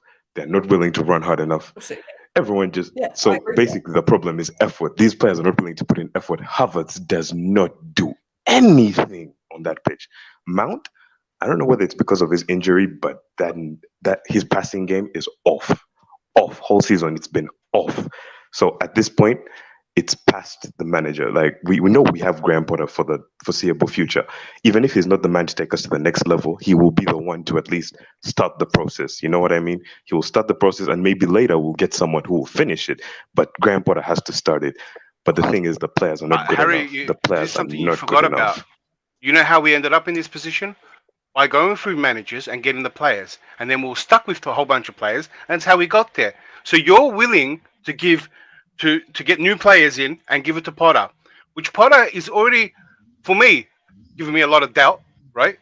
If he can take us forward. So this is someone that hasn't done it before. I can't go off anything he's done. You're willing to give this man, right, players that could potentially add to the problem you're complaining about now, right? Because if he doesn't do well, his players are going to be stuck here too, right? So in an accumulation of all the other players that you can't get rid of, right? and the process is going to keep going on, and it's going to affect us for years. My biggest worry is that's why we're why should we back this man? It's not Yeah. about backing Graham Potter. It's about building a club identity. Build a club identity so that the next manager who comes in. So I is said this a not- while ago, right? And I know where you're going, and I answer the question. The director of football should have came in first, and the director of football should have been part of whatever philosophy he wants to do, style, go after those players, and the manager that combines it, not the other way around, right? So that's why, because that process didn't happen that way, and the way Bowley is going now, Potter is performing now, because as much as you hate these players or you think they're not good enough, and every manager did complain about them, all those managers got more than 10th place out of them, right? And we've got a whole bunch of new players that come in that should have actually helped. We have a better team than we had quite a few seasons ago, right? And a lot of injuries. Yeah, and a lot of injuries, but we should still be better than 10th. Just ignore that. That's just To be fair to Graham Potter, he didn't even have a preseason. You know that. One second, Declan. You want Potter to show us what he can do, and you want to see what he wants to do, and I get all that because I keep saying that as well. Play the system that you want to play the formation you want to play, fine, but you cannot deny that without certain personnel in the system, if you haven't got that, you're not going to really see what you want to see, in my opinion, especially with players that are coming in that are half the quality, and that's the issue. We have numbers, we have players, right? But it's the quality of the players, and then it's them playing in the systems that's being asked by the manager. Because what I saw yesterday, and I'll be honest with you, they didn't have a clue. They didn't even play with each other. Yeah, and these are young footballers. You're right. Exactly. I would agree, but when he had the personnel, Jim, the quality that's required. It's still the same shit, Jim. Still the same shit. I agree, but I want to see something. I want to see something without the quality, some structure, some way of playing. Shoehorn some players in so we can see something, refine something, so we can say, you know what, Potter needs this type of player, and if he gets it, this is going to be a lot better. There's nothing. Every game, what he reminds me of is what Pep was doing every finals, overthinking it, right? Every game, it's a new system. He changes it midway through. He's just he's mixing it up a lot, right? I don't think he knows. Sorry? Has he not stuck through a back four this second part of the season? He went to back three middle of that game too. Yeah, but that's because but equally that was because whatever the fuck he's doing. No one knows. I guess. Look, but the moment we had Graham Potter, we knew we were getting that because he is a manager who loves to chop and change. No, but even the back four, even the back three has been different. Since the second part of the season, he's stuck to wanting to play a back four. He's not what he did in the first part of the season where he was chopping and changing systems and we were like, we're playing a 3, we're playing a 4, what we're doing is it's like Thomas Tuchel style. He's not done that because what he did say a couple of interviews ago was that he now wants to just like stick to the system that he wants to stick to, and then he wants to see sustainability, and that's the next bit. He wants the sustainability, but the issue with the sustainability, like you said, the issue with the sustainability comes that if they're training and they're working on a system. Yeah, because training and playing matches are two different things anyway. It's then the quality of personnel playing in the system. That's what I'm saying to you. You can train and play and try and play the way he wants to do things, which I think he's trying to do. But at the same time, equally, if you're suffering with injuries like he is, big injuries of players that will be playing, along with asking maybe, second fiddle players to come in and then implement them, and some of them not wanting to even be here, like Hagim's here, it doesn't help, is what I'm saying. So I think time has to still be given. Yeah, I don't think it's very easy to judge him now and say it can't work, is what I'm saying with Potter. And I'm not saying he's the right man, but I just think we need to give him the time. And we don't give managers time whatsoever. We just always think, get rid of him. We lost on the better manager, though. We lost on the better manager. A manager deserves time, but this team looks like he lost the dressing room. Yeah, but Jim, what you're saying, we lost on the bed and we started again. TT is gone. There's no point reminiscing over that. I'm sorry. I'm not worried about. I don't see Potter, man. I don't want to talk about TT. What I'm worried about is adding to the actual problem we've had for a lot of times. Every manager does deserve time. I agree with that, right? But we are getting at a time where a lot of these players are going to be leaving. A lot of the older players are probably leaving. A lot of players want out, and I think there's going to be a lot of transfers coming in, right? And then we get better. That is it. Yeah. I think what the code says. But I don't want to give it to Potter. I don't want Potter's players because why not? Because he might not succeed. What has he done not to deserve this kind of stick? As far as I'm concerned, he has 3 months he's been maybe here. barring Cucurella here. First of all, Cucurella's not even playing well. Of course, Cucurella.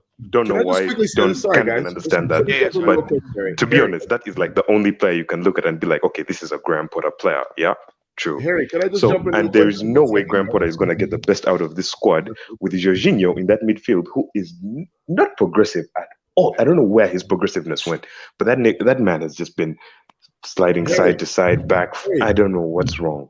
Harry, can you hear me? You're here now. Harry, What? can you hear me?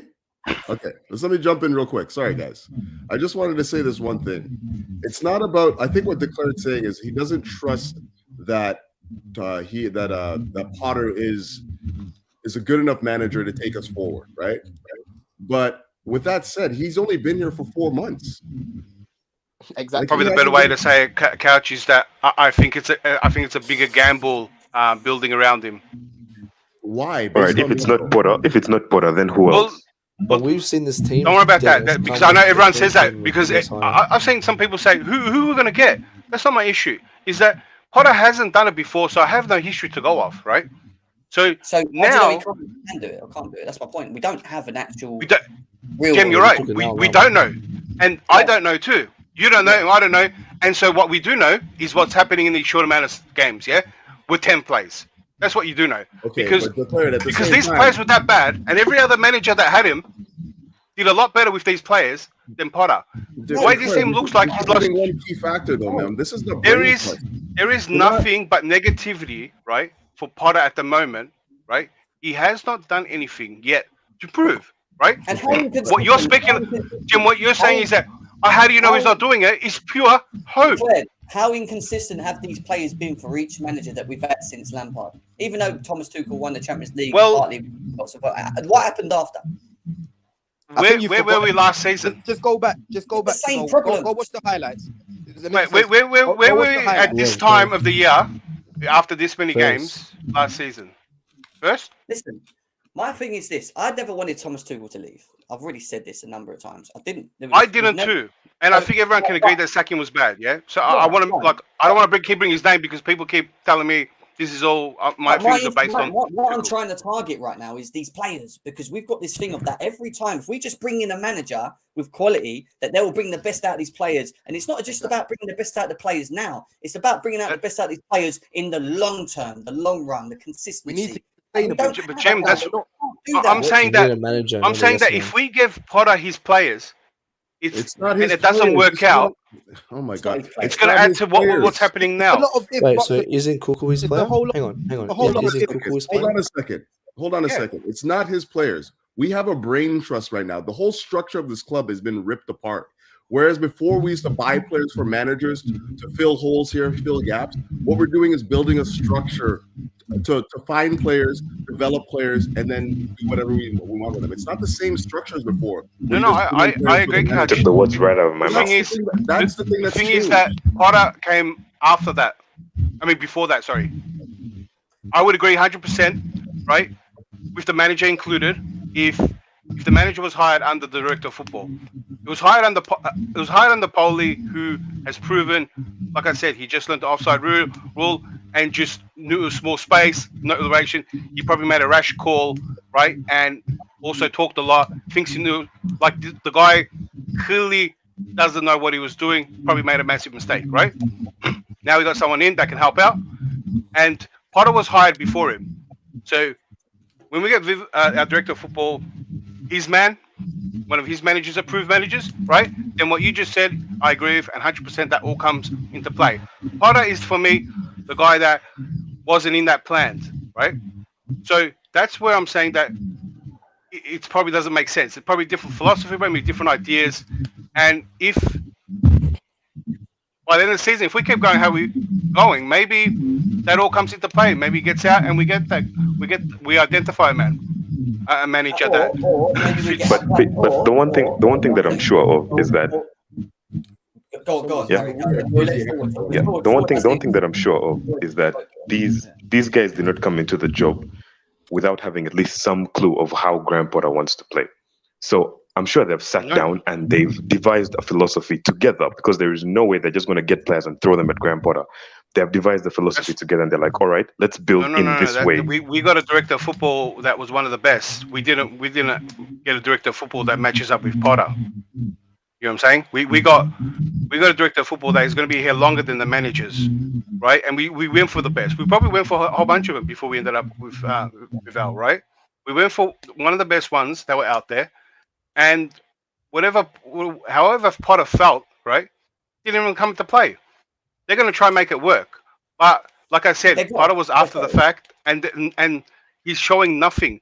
We're going to have bad times like this in the future. There is nothing there. They dug the owners dug this hole by getting rid of Thomas Tuchel, right? They've committed by 100%. Giving Graham Potter a 6-year contract, I think it is, or 7-year, whatever it is they're giving him, right?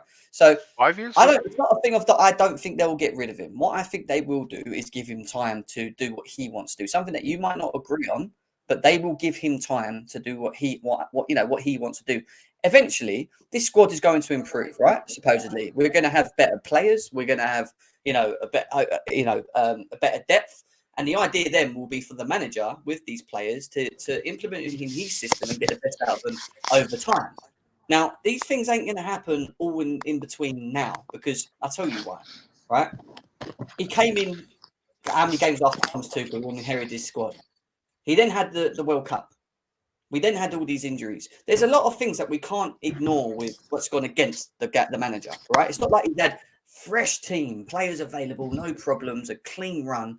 No issues. These are things that cannot be ignored. And I get why you're saying we have to look at the now and what we're seeing, and it's not good. And I get that. I understand we can't lose the way that we did yesterday. I agree with you. That's not right. But equally, there is a lot of context to what is going on for the guy as well that doesn't get spoken about. And that's why I think the owners will look back and go, we're going to give him time. We're going to back him. We're going to get the players in. We're going to let him implement what he wants to do. And then if they're doing their bit, but the team and the squad's not progressing, the understanding is not there, the players are then still not playing for him, then there has to be a discussion then. It's too early to be saying that now with Graham Potter, for me personally. I can't. Jim, I agree with everything. I've had that.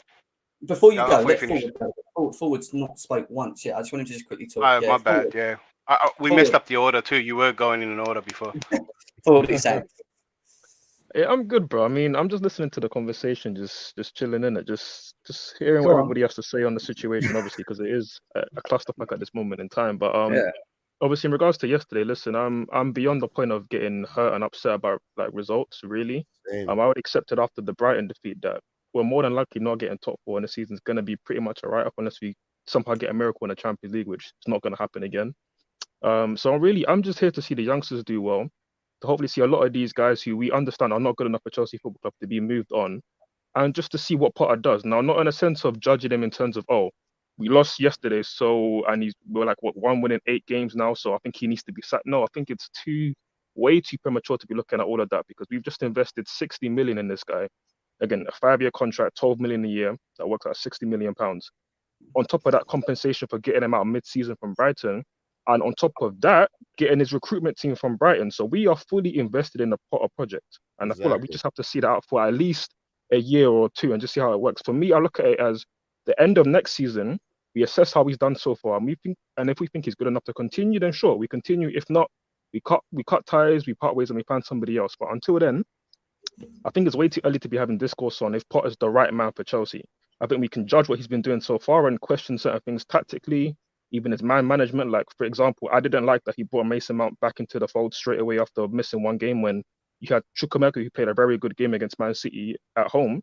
Why not let him at least play and let Mason Mount work his way back into the team? Because it's not like he's in great form, along with the rest of the players that are constantly performing for this team right now. So little things like that I want to judge Potter on, but in the grander scheme of things, we just have to give it time, guys, and accept that we're having a bad season. It's pretty much like 15-16.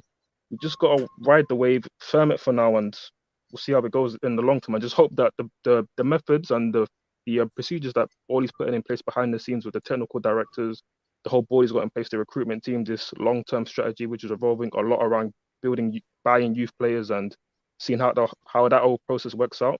We just have to hope that provides fruit in the long term. But until then, we just got to see how it is and just firm it, really. That's all it is. I agree. And I think, and I'm not saying he's the man. Like when people say, it's not defending him. It's It's just about giving the guy time to do what he wants to do. And if he can't do it and he still can't make it work, then yeah, we can have that discussion. But he's just well too early for me. Just quickly, Benfica coach has said that Enzo Fernandez story is closed. There is nothing left. He's our player. He's in a good position. Enzo is happy, training well. He's part of the team. He's a key player. That's all. Great news. Oh my days. I mean, that's what a manager would say in that situation. And I remember Brendan Rodgers saying something similar when Fofana was being targeted by us as well. So obviously, as far as he's aware, he wants to keep things settled, which is Enzo's training well, and we're gonna play him for the next game. But of course, Enzo is still pushing. His agent is still pushing. We are still pushing to get the deal sorted. So again, that one we just have to wait and see. I don't know, mate. We'll see. We'll see. All right, let's go on to Nomadic. Nomadic, what are you saying? I declared. I knew you'd come after the me. somersault. Declared always declares. You know, I always have beef with declared. Yeah. But I won't cut you off. I'll let you talk to it. I'll mute my mic.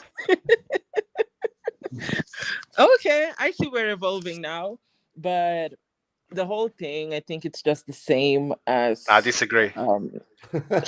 Declared. We can't be doing this every time. No. But as I think Ford has said, it's just a lot of problems run deep in this team. And I think it's a little bit disingenuous when we're saying Potter out or anything. Even if people want Potter out, I think 80% of these players should be going before Potter goes out. I think that's the thing. Even if you don't believe Potter is the man for the job, 80% of those players should be out before him. It just doesn't make sense. There's, I think Fofana has only played 2 games out of a possible 17 that he would have played with Potter. I think Reece has only played, 5 games out of a possible 17. Potter hasn't worked with Ngolo yet. I think he's worked with Chilwell 3 times or something. You take those people out of this team and we're just a shambles, and it's finally showing. It's just, when was the last time we even had a strike? And I know the problem is it's just not striking. There's no service. But when was the last time we had a striker that even scored 20 goals? I think, was it Tammy or something? No. Diego Did Tammy Costa. even get... Tammy only got to 17 goals. Exactly. We can't have J5 being our top scorer with 7-8 penalties or something. It just, there's so many problems. I can't remember the last time we had, as someone has said, it was Costa. And when did Costa leave?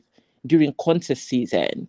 There's so many things that run deep when people are making fun of us, like Haaland has scored more for his individually than the whole Chelsea team. Also, there's so many things wrong with us that it's very short-sighted for us to just say Potter out, Potter out. You bring Pep into this team, he will probably scrap up a few more points, but then the problems will still remain. I think that's my whole point. There's so many things. And I think on socials over the last couple of hours or the last 24 hours, I'm finally glad that I'm seeing people realize that it's a lot of things. We've been patching over this team for so long that it's finally catching up to us. We were due such a season. We were due such a season, but we were just patching up things and reaching finals and all that.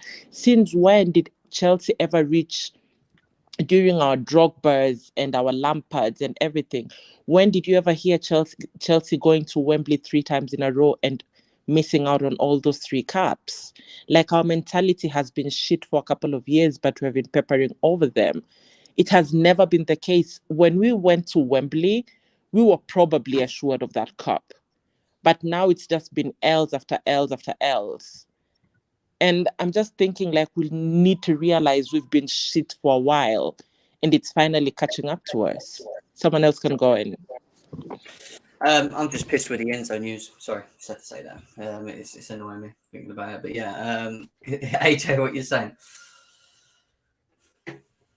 No, I agree with basically everything Nomadic is saying, and Forward and just everybody really, like she said though. it's deep problems that's been going on for years. So I guess we were due a year like this because we, Chelsea somehow over the last 20 years, even in turmoil and just, not a good time, we still end up winning a trophy, or we still end up, finishing in the top 4 or winning the Champions League, or, something like that. So I think both times we won the Champions League, we had changed the manager. So it's, that's something that we're kind of known for. But on Potter, like, I see things that I like, but then I see a lot of things that I don't like. And, some of them are can be changed. Like his posture, his like on the touchline, his the way he, gives off instruction or doesn't give any type of instruction, or just gives off some type of energy to the team. So you have to be influential, like in intangible ways like that. It doesn't just have to be yelling this, that, and the third, but the team has to understand the situation based on, your energy get off the touchline and what you say in press conferences, and how you are around them. So it's these things, where when you step to that next level, you have to.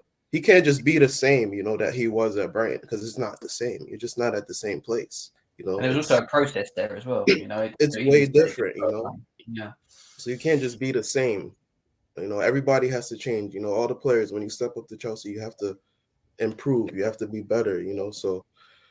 But my thing with Potter is him recognizing, like the characteristics of players like that we currently have. I know this is not his team and there's a bunch of players from different managers, but the basic of coaching is you recognizing the characteristic of a player and putting him in a situation to succeed.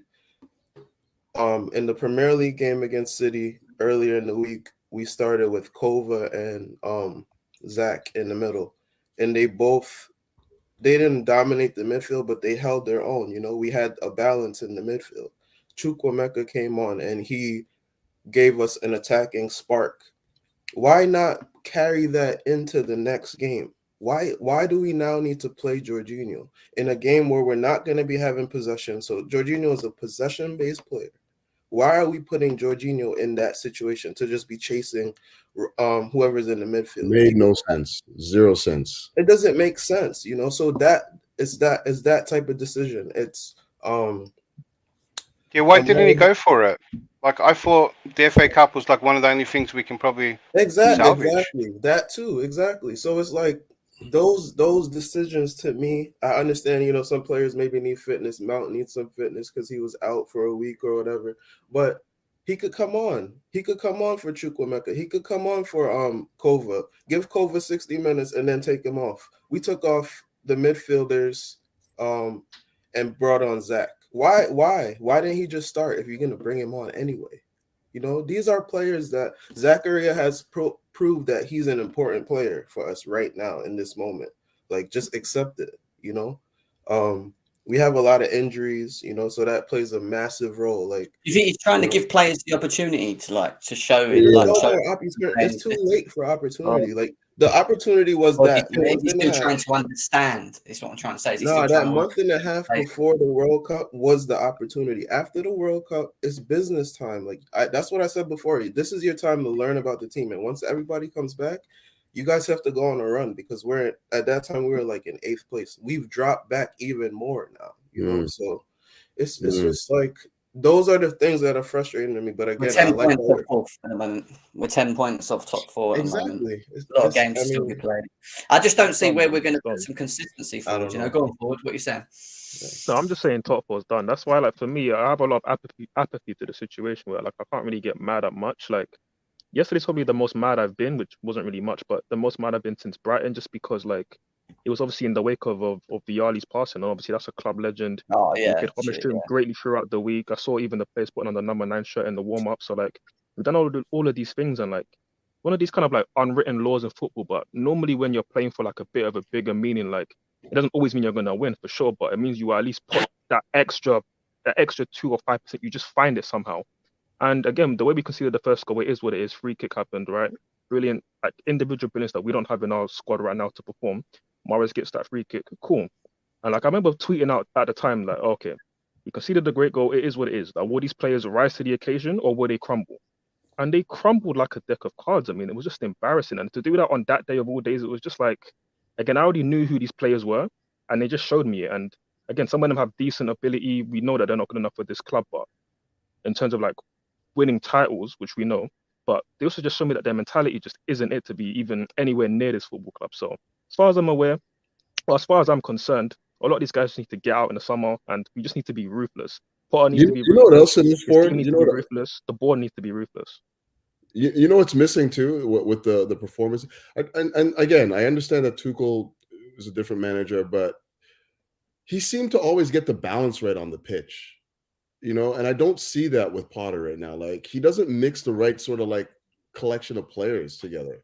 Like, even when you look at that back line, he had Lewis Hall, who I thought should play.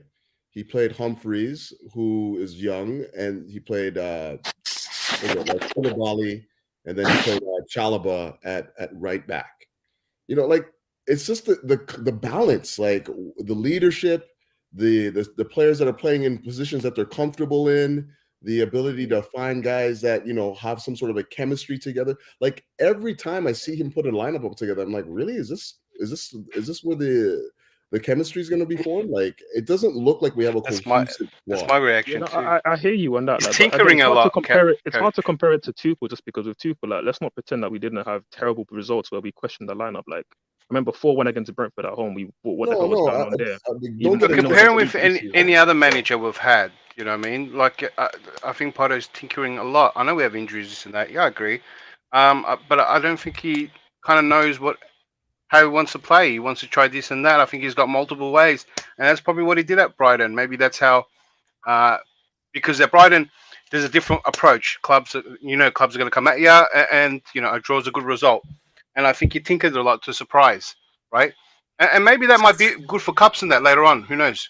I mean, But he tinkered a lot when he was trying to find out about his squad. Like, he tinkers a lot generally, but he always maybe that's not right. Every manager tinkers a lot. I just mean that there's a thing where you want to be unpredictable. You get what I'm saying? I hear that, but the thing is, eventually, at all the clubs, whether it was Huddersfield, whether it was Swansea, whether it was Brighton, he eventually stumbled upon, he eventually worked towards a system, and it was a set formation or the way of playing that was stable.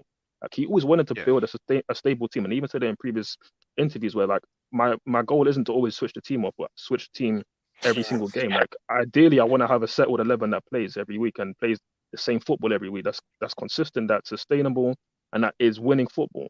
Obviously, right now, all the injuries and players that are underperforming despite being on big wages and having big names, like, of course he's gonna switch and change. And again, that's why for us, of course, we can criticize, because I'm critical of what he's been doing. I don't like a lot of the things that he's been doing. But that said, we still have to give him time, because we understand that the fundamental issue, at least with this team, is the players. And a lot of these players, again, like Nomadic said, 80% of these players need to go before I can even start questioning whether Potter needs to go. Yeah, but you know what? I gotta say, sorry, Declare. Just let me jump in. Yes. I just want to quickly rebut. Like, I do agree that he needs time, and I've said that from the minute I came on here. I do agree with that. The problem I have is how many times have you seen Graham Potter put out a lineup and you question it, and then it comes back like 20 minutes into the game, you realize that the lineup that he put together was 100% wrong. He has to switch it before half, bring in some player. Like, that's what I'm talking about. The balance. It's not about, like, tinkering and figuring it out. Like, his pre-match assessment, like, the balance of the squad has been wrong a lot. And that's where you need to fix up for me. He needs to be making the right assessment. Like, Humphreys, Lewis, Koulibaly, and Chalobah. That does not look like a back four to me versus a Man City. But then it also goes to options, isn't it, though? Couch. It also goes to options and what you have available, right? Because to have balance, you have to have players that play in positions that play to the strengths. It just seemed to me he was just trying to give opportunities to players rather than just play the match. Because Chalobah should have been playing at center back, and Humphreys, maybe if the game's getting away from you, bring him on, give him some minutes. Like, he looked like a fish out of water. Let's just be real. But Couch, there was no winning with him on this, and I don't like a manager who thinks on one. We went 1-0 last game. I'm saying there was no winning with him on on the Trev, and I'm glad he did that on that game yesterday, because now everyone in the fan base can stop talking about Trev at right back. A lot of people Why have been is it calling. about the fan base though? No, Like, I'm saying just I want to listen. see I'm us saying win a lot of games. people have been saying try Trev at right back. But why does I he think try- why does so. he So, do that? so wait, Why Nomadic, does you he saying that care? Potter did this to clear up No, a why do you request take that my words online? and twist No, it? no, no. Why do you take my words and Hey, twist no, it? I'll tell you something. You I don't agreed have with to what you twist said. it, Yeah, declared. I agree. I wanted to say I agreed with what you said. My problem with the whole thing, 80% of the players have to go, right? But Potter hasn't done anything here for me to say, hey, give me millions of dollars and get me my players, right? And I'll show you what I can do. That's where I have my doubt, because if Potter doesn't work, because as that is the ideal way for every manager that comes in, right? Once they get their players to see how they really want to play, that's the best way, right? But for me, if you do that for Oh a player shit! and it Not doesn't this work out, again. then you have a whole bunch of players that aren't for the next manager that comes in and whatnot, right? And What are we this is how. doing with this whole João Felix thing? No, I don't want no, him. no, I don't want him. no. I can I can actually see that happening on a loan. No. But we don't need him. I didn't say I'm not all for it. I'm No, just I'm not. saying this I'm not sounds saying very you. I'm just saying possible. it's just typical We pull out of Chelsea to Enzo go and we panic don't and get fucking him. look at Felix. Jem, you remember I when we think talked about No, I don't know not why we're wanting buying to any repeat? players. We don't need him. Why are we buying any players? So I just One want to say second, quickly, Just for Jem. injuries. Jen, remember on the previous stream we talked about like not wanting to repeat the same mistakes of buying Yes. short-term solutions, but when Yes. we're for long-term problems, right? Yes. Felix Yeah. is looking like another one of those because again, no matter whether you like him or not, because I do rate him as a player, but I don't think he fits now, especially when you've gone and signed Nkunku, who is another kind of like false nine type of player.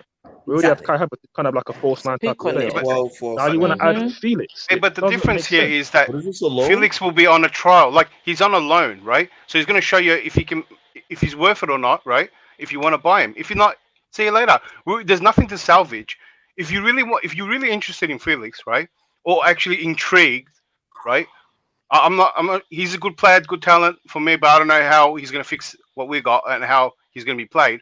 But in a season where we've got nothing to play for, we get Felix, right? If I'm just playing out the scenario, and he does really well, stands out from all these poor players, then a deal can be struck if there's a good price there as well, and then it might change everyone's mind. But if he comes here, stinks up the place. I mean, I was all for Saul as well, right? And he was nowhere like his past self, right? And that was a guy got rid of. That could have been a really bad deal if we bought him. So Declared. The getting whole package Felix for on a getting loan. Felix is like 20 million. Why don't you add that 20 million and get me Enzo?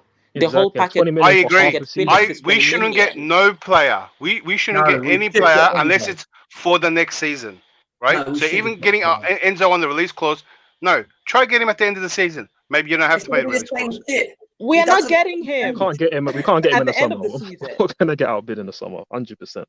There's so many better. Yeah, assets no. out Not So there. even that. Why would he no, come hold to on. a 10th place team? If you can strike a deal now for the next season, right? Which is cheaper, because what you have to understand, right, is that any player you go for in January, right, is going to cost more. Their wages are going to cost more, right? This is desperation season, right? Unless a player really wants to go out like Felix, right, and maybe loans are struck. But in this, it doesn't make sense unless you're desperate. No, it There's doesn't nothing to make salvage sense. this season. Because Look, I don't think- what does Felix Let's build a lineup with right Felix now? on it. What is he I don't doing? worry about don't worry about Felix. What I'm saying is we shouldn't get any player, no players, zilch, No, we right? should Nothing to get salvage, right? Have a proper preseason, like players lined up to bid for, right? And go from there. Players that you want, not in the players that you can't get, not in the desperate players. January. If you think you can get a specific target in the position in the January, and it's obviously one that's available and decent, why would they not do that? They should do that. There's no point of just not doing anything if there is an availability of a specific profile of player that a manager wants, that maybe they want as well. You know what I mean? Like, I don't think we shouldn't buy players. I think that if a chance arises for a specific profile that fits, then yeah, go for it. get it done, because there's so many things we still need to sort out. It's not just one area. We need 100%, but it needs I to be the know. right player. It needs to be the I right player. agree Again, with on the the point that you with made the earlier with mindset Saul, for with the but now mindset of next but this season, could not the be. mindset of now. Mm. Does that make sense? No, I hear that. So I hear that. But I'm it's just saying, unlikely to strike a just in good general, deal though, in it has to be January. the right player, because even Saul, which was meant Yeah. to be a short-term thing, that still stopped us from getting Tchouaméni at the time. It was a choice between Tchouaméni or Saul. And again, the talk on Tchouaméni was, I thought it he's was not from missing ready. out Tchouaméni because it was the No, last final day. No. What happened between Tuchel and the recruitment head at the time? I don't know if it was Loditron or maybe somebody else, but the talk was that we could get Tchouaméni now, but they wasn't showing Tchouaméni because of his experience. They thought he needed another season in Monaco before he'd be ready for the Premier League. So we said, you know what, let's get somebody who is experienced in Saul on loan, and that'll be enough for the season. And we all saw how that panned out. He was terrible. Tchouaméni had another great season. Now he's playing for the best team in the world. So, look, I mean, It's that's why I don't want to just continually get short-term options. That's being naive. That like as if no one else was going to try going going for Tchouaméni. Do you know what I mean? No, but we were in for him early though. That's the point. We were in for him early. He wasn't on everybody's radar. Then he had the next season, and Real Madrid snapped him up. That's just how it went. I'm not too sure on João Felix. I don't think he's the specific profile. Why do we keep throwing money We at still that need a front midfielder line and a right without back. fixing that midfield? It Yeah, will never work we need unless more. we fix our problems in the midfield. I Hey, don't understand why we there want is to a really spend low 500 risk million. with the gamble It of is Felix. it is a lot of risk if you're spending 20 million, and that 20 million No. can You know what only risk is? get us a Paying player 120 that million really for Enzo, works. and maybe he's not the player you think he is. That's a massive risk. That goes for any player. Buying a player on loan is nothing. No, but he's actually something when trialing it for is you. 20 million. It's not not a the 5 worst million deal. Zakaria But that's loan. his wage. It's not a 3 million Zakaria loan, and he's on like But it's 100K per week wages. Yes, This so guy's on like 6 million for the next 6 months, and they want about 14 million. We didn't even give Lukaku out for a whole year for 40 but million. We gave him there'll out be a for good about option 8 to buy mil. as there'll be a good price for option to buy as well. My But what point you're is, getting, even if he was what you're getting available for to your buy, money it's not the profile we need. what you're getting for your money is to see if he's about Is guy. he the profile we need in that team? That's the No. At this point, we have to stop buying But names. We have having to said look that, at profiles. we don't know what profile we need because Potter doesn't play a certain way, so we can say this is what he needs, right? So no one knows what he needs, right? That's what and I'm not. I don't want Felix as well. But what I'm saying, for any player that we go for, right, that we see maybe a potential future for next season, that we're a little unsure. Like for example, Enzo, right? It would have been great to. What if we got Enzo 6 months alone, and then we pay the release clause, and in that 6 months he showed why he's worth 120 million. Perfect. If not, we don't pay his release clause, and we say we don't take that risk, right? Do you see what I'm saying there? The point. Do you see that any other player that we're getting a look in before we actually add to a whole pile of deadwood that we have? I'm saying that this sounds good for any player that we have a little doubt with, right, or more doubt, or whatever way you want to look at it. I do see what you're saying, but a quality player like Felix could easily flop without the right players behind him. There isn't the base in this midfield or the defense to actually support a player like Felix, so he might flop anyways, even if he is a good player. For me, I would rather target the midfield and the defense first before you go and get another attacker, because we spent millions on the attack in the last 3 summers, and who's been a success that we signed in the attack? Nobody. Havertz, Werner, Lukaku, Ziyech, all different types of players, all have flopped. For me, target the midfield, and we've only signed like 6 players in the last 8 years. Yeah, Felix is at that age. He's meant to be leading. Do you know what I'm saying? Like the Aubameyang, Sterling, all these players are meant to be the player that you're talking about. They're meant to be leading the rest of these group, and maybe he could do that. And you'll get a sniff of that. You'll give him more leeway when if he actually plays well. You're going to see he's going to play well, but not look as great, because you already accepted that this team doesn't do well, right? So you're going to give him some leeway because of what you just said as well, right? But what the main point I'm making is the concept of having a looking, right, on a season that is pretty much a write-off, and saying, yeah, no, and then let's move on, rather than we don't committing need to have a something. look-in when we already teetering off the FFP, and then Dominic, it doesn't work. That's what we're trying I'm going to use one of your excuses. How do you know it's not going to work? When we have this part back and forth, how do you know it's not going to work? You put Felix in an Arsenal team right now, and he will be sensational. You go put João Felix and put him in that Arsenal team right now, he will be sensational.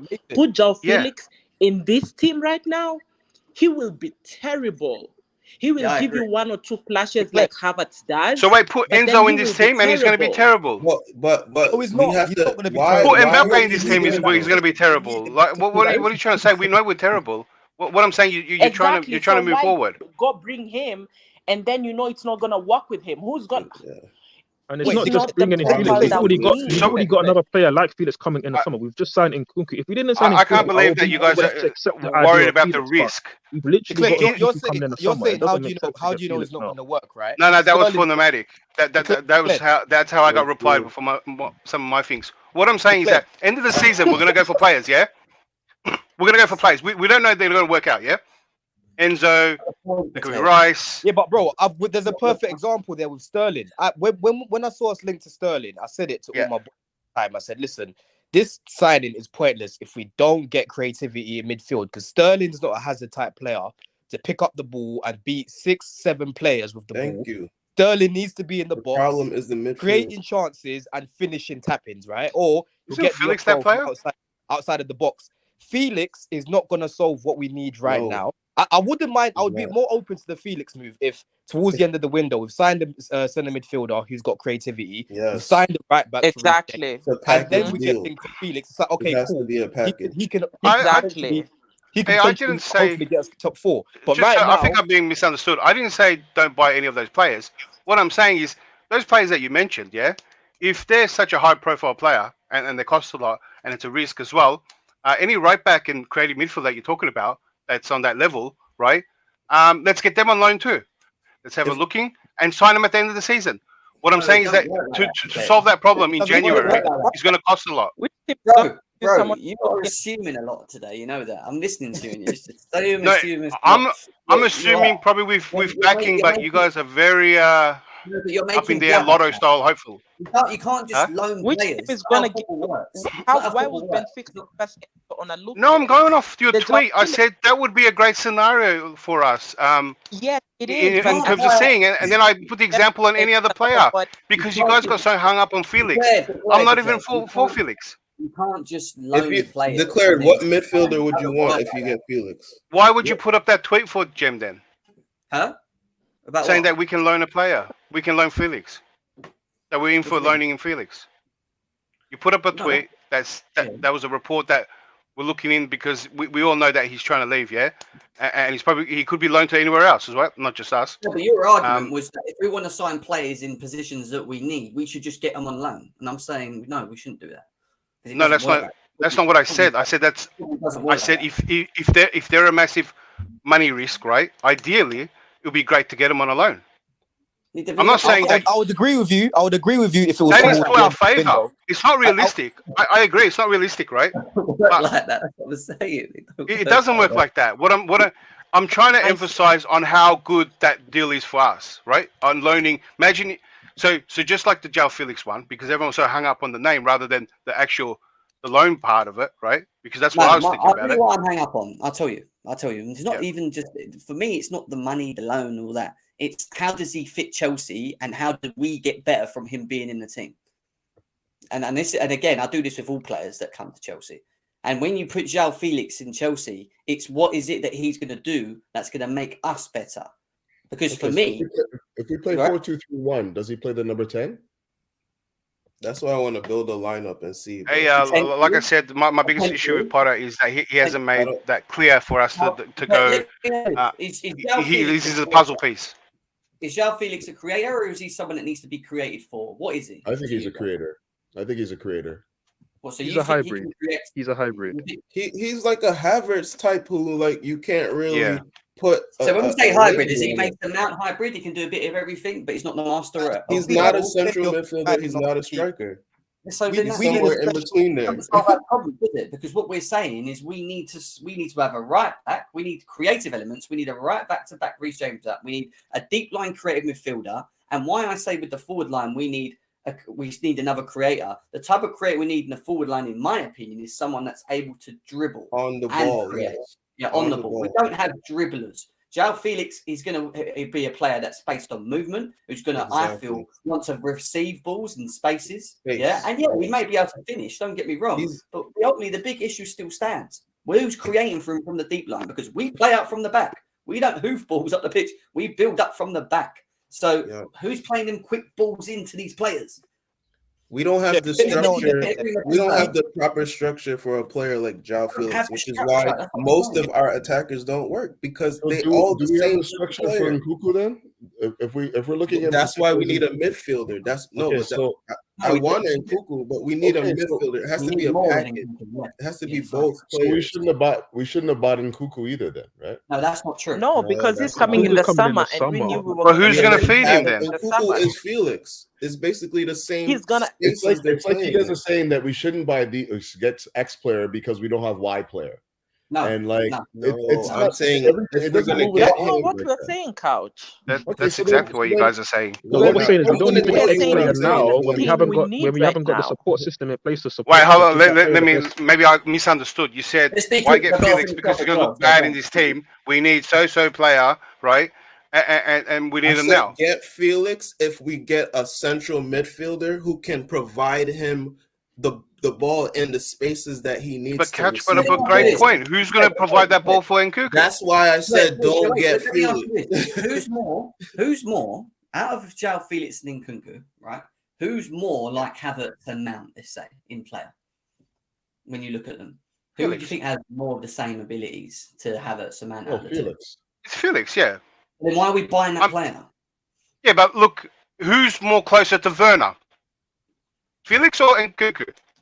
I mean, we can play this game. Nunes. Nkunku's very, very like Werner, bro. He's wait, what are we doing here? What are we doing here? And he just speeds up. And just running. We need We can play down. We can play down every player, right? But if you go back, Felix can create too. And like I said, I don't even want this guy. I was emphasizing the loan, right? Like I would have loaned. You wanted Enzo? You know what would have been a great deal? If we got him to loan him, then we can play Felix. What will make the Felix deal better if we got Enzo? That's what would make exactly. That's what makes it better. Declare. It's a package declared. So Couch is right. We need a central midfielder first, and then a right back before we can buy any other player. Yes. Yes, because if you want to properly build the team and fix the team, that's how you do it. You don't just throw in the magic. You have to get the structure, and then you get the. But it's not always the order. You know what I mean? We need all those players. We need a whole bunch. You guys, look at our history. You just talk. You're talking ideally, but look at what we've been doing, and it seems like we're following the same path. That's why we're acting this way. Yeah, I don't know if it's the same path. Completely different ownership, completely different structure at the club. Like we can't say that this is the exact same thing. We don't even know where this is headed. We don't know, bro. I didn't say it definitively. I'm just saying that's where it looks like it's going. So that's what you're used to, right? We're at January 10th. You know, we still haven't. If we were changing, we would have already signed the right back because Liverpool would already signed the right back. City would have already signed the right back. They would already got their defensive midfielder in. Like that's what I'm saying. We're not moving on these type of players. Why? There's 10 right backs that played in the World Cup that we could have got. Why aren't we getting any one of these players? We're not linked to anyone. We've been fakely linked to this Juranovic guy that I've seen one link. It's not even a serious link. Can I say this though? Like it's not as easy as you think though. Like first of all, I'm not saying it's. Let me finish. Let me just finish, okay? Because you guys are just jumping on my 1 and 2 words, and I can't get the sentence. AJ, I agree with you. I agree with you. Okay? I think we should be looking at a right back as well. But to say that they're not, first of all, keep in mind, Reece James is probably the best right back in the world right now, in my opinion, right?